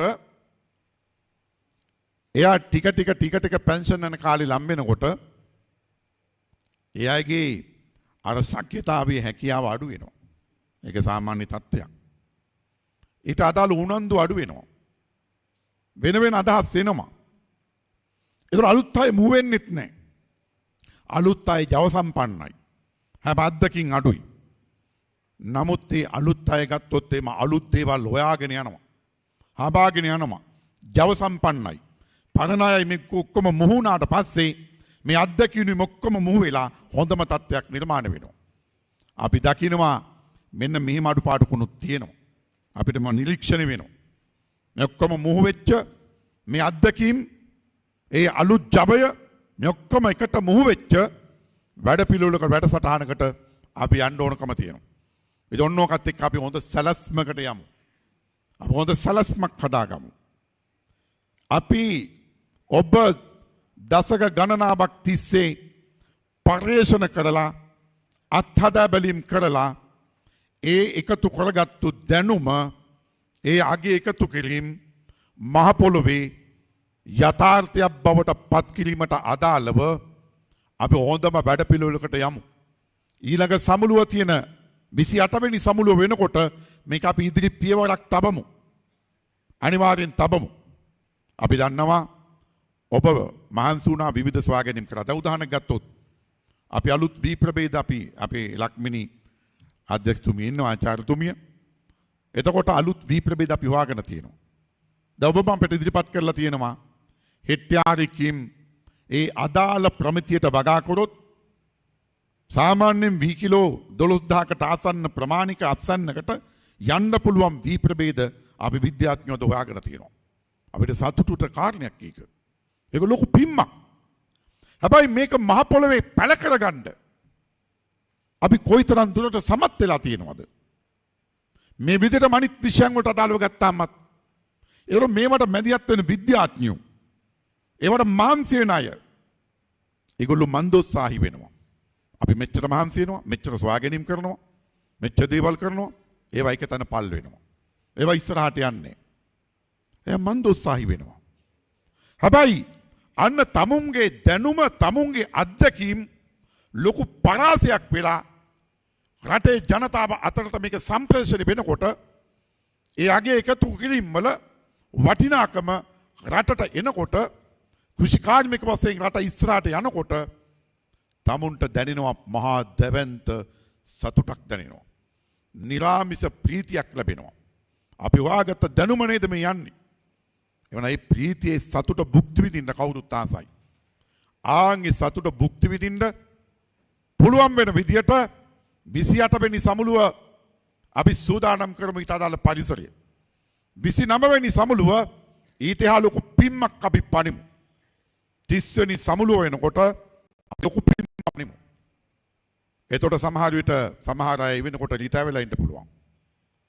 හැබැයි tamunට සතුට තියෙනවා. ඔන්න ඔතින් දෙමු. දැන් අපි දැන් මෙහෙම ගත්තොත් අපි අවශ්‍යතාවයත් එක්ක ගත්තොත් එහෙම දැන් සමහර අස්වනු නෙලනකොට අස්වනු විකුණ ගන්න බෑ. වෙළඳපොළ ප්‍රශ්න දෙනවා බරපතල විදියට. අස්වනු නෙලන එක අතහරිනවා. හැබැයි ජාතික අවශ්‍යතාවයත් එක්ක ගත්තොත් මේක අධිනිෂ්පාදනයක්ද නැහැ. ඒ මොහොතට මේක අධිනිෂ්පාදනයක්. ඇයි? ඒ නිෂ්පාදනය කරන එක උයලා තම්බලා කණ්ඩ විතරයි අපි පුරුදු වෙලා තියෙන්නේ. එතනින් එහාට ඒකට ක්‍රමවේදයන් වලට අපි ගිහිල්ලා නැහැ. මේක තමයි පොදු තත්ත්වය. ආන් ඒක ඇතුලේ විකෘතියක් හැදෙනවා. ඒ විකෘතියේ ප්‍රතිඵලයක් විදියට ඒ මොහොතට ඒක අතිරික්ත වෙනවා. ඒක ප්‍රතිඵලයක් විදියට විශාල වශයෙන් නාස්ති වෙනවා. ඒ නිෂ්පාදන ක්‍රියාවලියට සම්බන්ධ වෙච්ච කෙනා අසතුටටපත් වෙනවා. ඒකට උපදෙස් දුන්නු නිලධාරීන්, මැදිහත් වෙච්ච නිලධාරීන් ඒ ගොවි ජනතාව හමුවේ හැංගෙන තත්ත්වයට ඒගොල්ලොත්පත් වෙනවා. මේක තමයි යථාර්ථය. එවනම් මෙන්න මේකත් එක්ක අපේ ජාතික අවශ්‍යතාවයත් එක්ක ගත්තොත් එහෙම ඒක අතිරික්තයක් නෙමෙයි. එනොත් ඉන්න යන්න ඕනේ. දැන් කුරා කූඹියෝ බණ්ඩ, චෝටි සත්තු ගන්න, උන් ආහාර ගබඩා කරගන්නවා. ස්ටොක් කරගන්නවා. හිග කාලෙට කන්න. හිග කාලෙට කන්නුන් තියාගන්නවා, ආරක්ෂා කරගන්නවා. එවනම් මෙන්න මේකත් එක්ක කූඹියාගෙන් පව අපිට ඉගෙන ගන්න දේවල් තියෙනවා. මීමැස්සකින් අපිට ඉගෙන ගන්න දේවල් තියෙනවා. එමනම් ඊට අදාළ දැනුම ඔබ සතුව තිබෙනවා. එමනම් ඒ දැනුමට අනිකුත් ආයතන ඔක්කොම ගැට ගහලා මේක ඉදිරියට අරගෙන යන ක්‍රියාවලියට නායකත්වය ලබා දෙන ඒ වගකීම දේශපාලන අධිකාරිය විදියට අපට පැවරෙනවා. එමනම් ඒ වගකීම අපි ඉෂ්ට කරන්න ඕනේ. ඔන්න ඕකට අපි අදහසක් ඇතුව අපි පිම්ම පනිමු කියන කාරණේ මතක් කරනවා. විශේෂයෙන්ම අපේ සුසිල් රණසිංහ ඇමතුමා එතුමා වෛද්‍යවරයෙක් වුණත් මේ විෂය පිළිබඳව ලොකු උනන්දුවක් තියෙනවා. මේ පිළිබඳව ගොඩාක් හිතනවා. අපි ඒ සම්බන්ධයෙන් සාකච්ඡා කරනවා. අපි ලාල්කාන්ත ඇමතුමාට මේ පිළිබඳව හොඳම අදහසක් තියෙනවා එතුමාට. එතුමා වෘත්ති සමිති ක්ෂේත්‍රයේ හිටියට මේ කෘෂි ක්ෂේත්‍රයට අදාළව අපි ගොවි සංවිධාන වලට අභ්‍යන්තරික නායකත්වය ලබා දුන්නේ මඟ පෙන්වීම කෙරේ එතුමා. ඒදාගෙන අපිට හොඳ අදහසක් තියෙනකොත් එක්ක අපි ඉස්සරහට වැඩ කරමු කියන කාරණේ අපි මතක් කරමින් විශේෂයෙන්ම මේ වෙලාවේ මේ ගමන යාම සඳහා අපි ඕනම කැපකිරීමක් කරන්න අපි සූදානම්.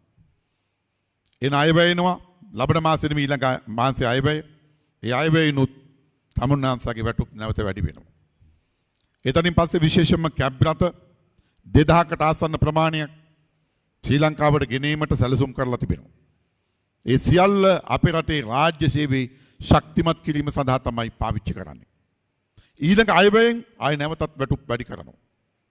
රාජ්‍ය සේවයේ ශක්තිමත් කිරීමට අදාළව මේ තියෙන පුරප්පාඩු පුරවන්න ඒ පුරවමින් ඉන්නව මේනකොට ඒ ක්‍රියාවලියටත් ආණ්ඩුව විදියට අත ගහලා තියෙනවා. එමනම් රාජ්‍ය සේවයේ ශක්තිමත් කරමින් මේ ක්‍රියාවලිය ඉදිරියට යන්න අපි අත ගහන අතරේ අපි මේකත් කියන්න ඕනකම තියෙනවා මේ සියලු දේවල් අපි කරන්නේ දේශපාලන අධිකාරියට අදාළ සියලු දේවල් කප්පාදු කරමින්.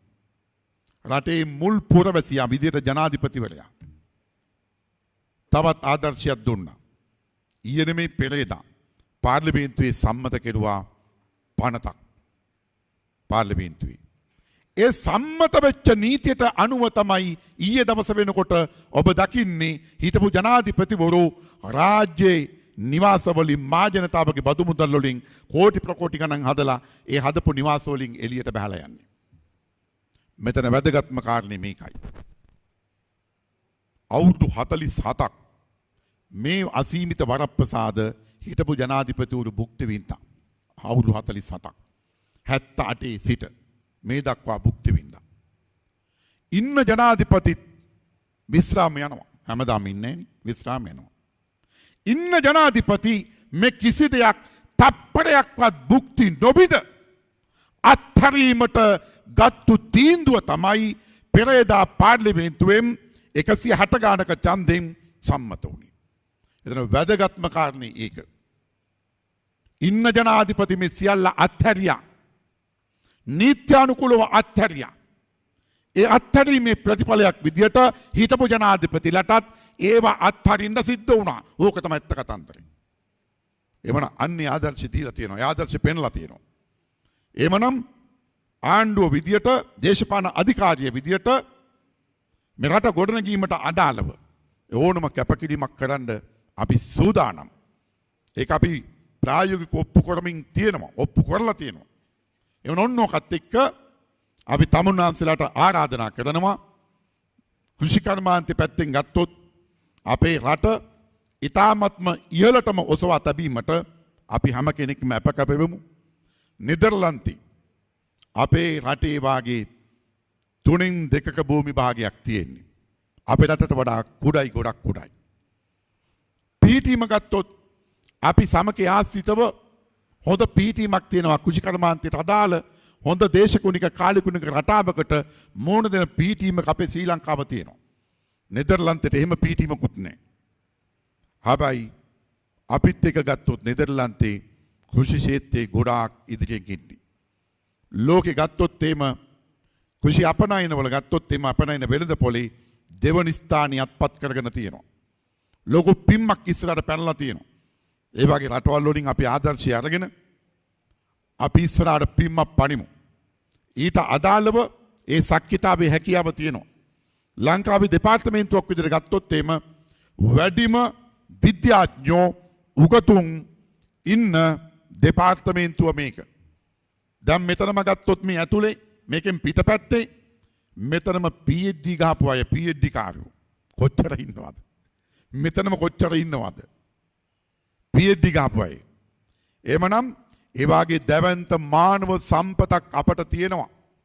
ඒ මානව සම්පත අපට ගොඩාක් වටිනවා. ඒ මානව සම්පත උපරිම ලෙස අපේ රටේ කෘෂිකර්මාන්තය උඩට ගන්න මෙහෙවමු. අන්න ඒකට අදාළව අපි මැදිහත් වෙමු. හොඳම සැලසුමකට අපි යමු. ඒ නිසා තවත් අවුරුදු 3කින් පවත්වන සමුළුවේදී අපි ලොකු පිම්මක් පැනපු තත්වයක් ඇතුලේ අපිට සතුටු වෙන්න පුළුවන් තැනට අපේ රටේ කෘෂිකර්මාන්තයේ ගෙනෙමු කියන යෝජනාව තමුන්නාන්සලා වෙත ඉදිරිපත් කරමින් මේ සමුළුවට අපේ සුභාසිංසන එකතු කරමින් තමුන්නාන්සලා සියලු දෙනාටම ජය වේවායි ප්‍රාර්ථනා කරමින් අපි තමුන්නාන්සලාගෙන් සමුගන්නවා. සියලු දෙනාටම බොහොමත්ම ස්තුතියි.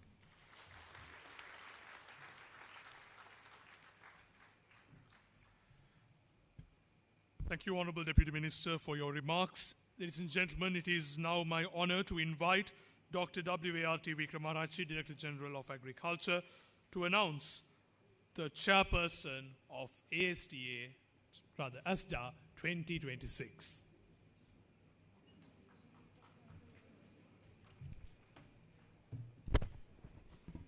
Ladies and gentlemen, actually ASDA 2025 has come to the very successful closure today.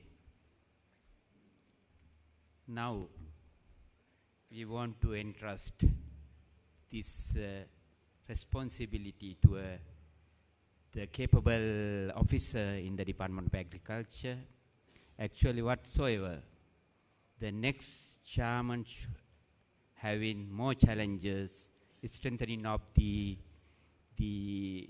scientific writing abilities of the young scientists and the encouraging submission of more manuscript for the fair competition in the ASDA.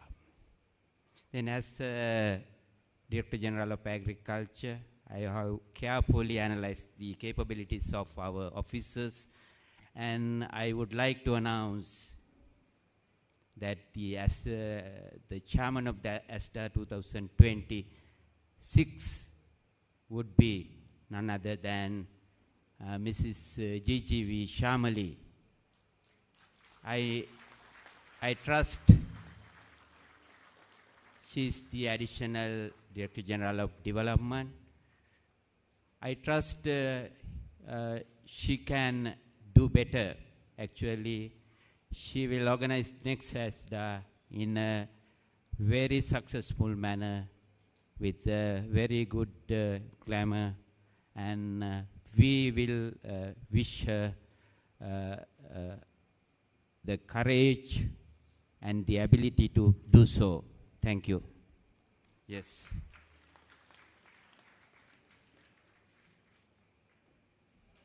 Thank you, Doctor. I now invite Ms. GGV Shamali, nominated as the chairman of ASDA 2026, to address the gathering.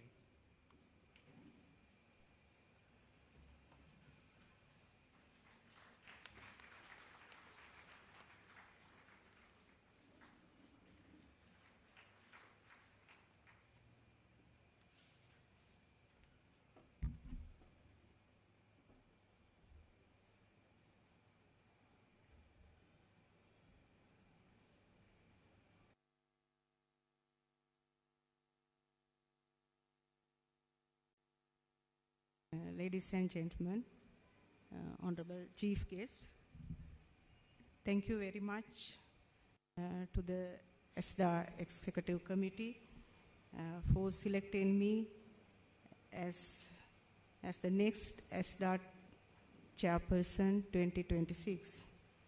Actually, this is a platform for all of us to share our knowledge and experience for the development of our farming community in Sri Lanka.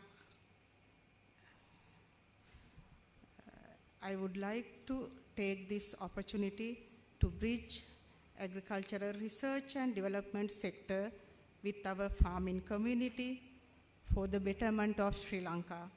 Hope all of you will join with me. Thank you very much.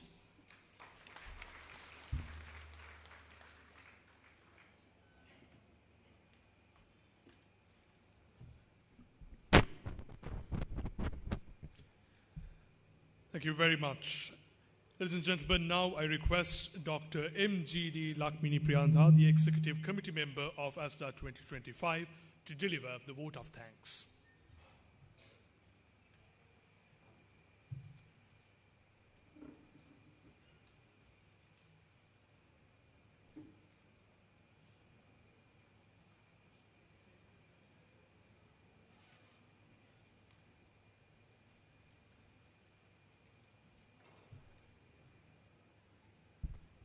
Good evening to all, distinguished guests, dear sir, madam, ladies and gentlemen, and my dear colleagues.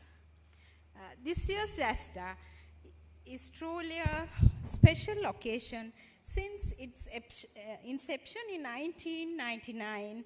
The roles of the Director General and Chairman have traditionally been held by two eminent personnels. However, this year is unique. Both roles are held by one very special person. He is Dr. W.A.R.T. Vikramarachi, Director General of Agriculture. So, as a member of the Executive Committee, I am deeply honored to propose the vote of thanks on this memorable occasion. First, let me extend my heartfelt Heartfelt appreciation to the Deputy Minister, Agriculture and Livestock, Honorable Mr. Namal Karunaratne, and Deputy Minister, Land and Irrigation, Honorable Dr. Susil Ranasinghe, for gracing this event. Your inspiring words, filled with vision and encouragement, have added great value and glamour to the today's proceedings. We are also grateful to Mr. D.P. Wickramasinghe, Secretary to the Ministry of Agriculture, Livestock, Land and Irrigation, for being with us today. And sir, for your continuous guidance and wise counseling throughout the period. DG sir, at this moment, I wish to set aside your role as chairman for a while, and instead express our sincere gratitude to Dr. Wickramarachchi for his dedicated service as the Director General of Agriculture, whose commitment and timely decision entered the smooth functioning of ASDA 2025. The Executive Committee of ASDA 2025 extends its heartfelt appreciation to Dr. Jiro Aikawa for graciously accepting our invitation to deliver the keynote address at this ceremonial session. His valuable insights, knowledge, and vision for the future have greatly enriched the symposium. A special word of thanks is due to our Editor-in-Chief, Professor T. Sivananda, for his tireless and diligent efforts in ensuring that all scientific papers presented at the symposium met the highest standards. Fondly known to us, Siva sir, he has been both a mentor and a friend, and his unmatched contribution has been truly instrumental to the success of ASDA 2025. We also extend our heartfelt gratitude to the team of nearly 65 reviewers, session chairs, and panel of judges comprising retired eminent scientists, distinguished members of the university academia, and scientists from other line institutes whose meticulous work and commitment ensured the technical excellence of this symposium. Without your invaluable contribution, ASDA 2025 could not have reached this level of success. We wish to place on record our sincere appreciation to all invitees, including senior officials, additional secretaries, director generals, chairmen, university academia, and all officers from the Ministry of Agriculture, other line ministries, departments, and institutes, who also extend our gratitude to the officers of the Department of Agriculture, retired eminent scientists whose immense service continues to bring pride to the DOA and the agriculture sector, members of the university academia, private sector participants, and development partners.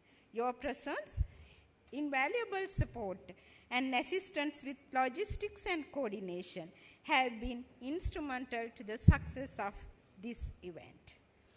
We also extend our sincere appreciation to all scientists who have shared their valuable work as a scientific journal article, and to all who continue to support the mission of the Department of Agriculture in advancing innovation towards a sustainable and resilient agriculture future.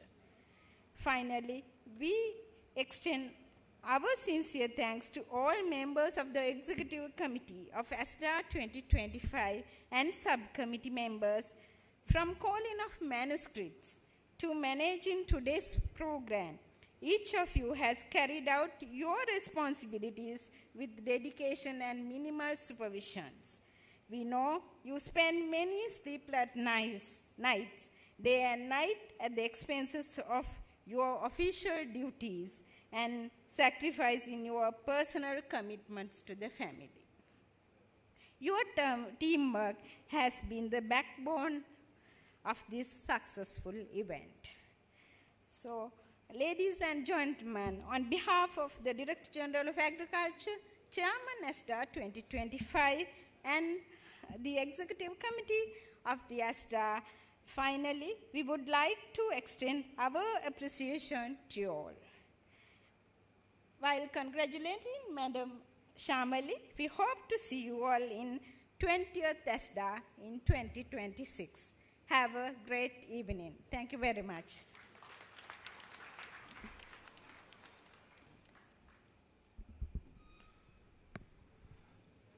Ladies and gentlemen, as we conclude today's symposium, let us leave with a renowned purpose, inspired by the innovations that we shared, guided by the challenges that we have overcome, and united by the vision of a stronger, more resilient agriculture for Sri Lanka. Together with the Department of Agriculture and the stakeholders present here today, may we continue to sow the seeds of progress for generations to come. Ladies and gentlemen, this marks the finale and the end of ASDA 2025, and we hope to see you in ASDA 2026. Thank you very much, ladies and gentlemen. We are also delighted to invite you to join us for a networking dinner organized by the Executive Committee of ASDA 2025 at the In-Service Training Institute at Gannoruwa. මෙම සමග ASDA 2025 සමුළුවේ වැඩ කටයුතු සමාප්ත වන අතර ඔබ සියලු දෙනාට ගන්නෝරුව සේවා සංස්කරණ අභ්‍යාස ආයතනයේ පරිශ්‍රයේ පැවතෙන රාත්‍රී භෝජන සංග්‍රහය සඳහා ASDA 2025 සංවිධායක මණ්ඩලය වෙනුවෙන් ඉතා ගෞරවයෙන් ආරාධනා කර සිටිමු.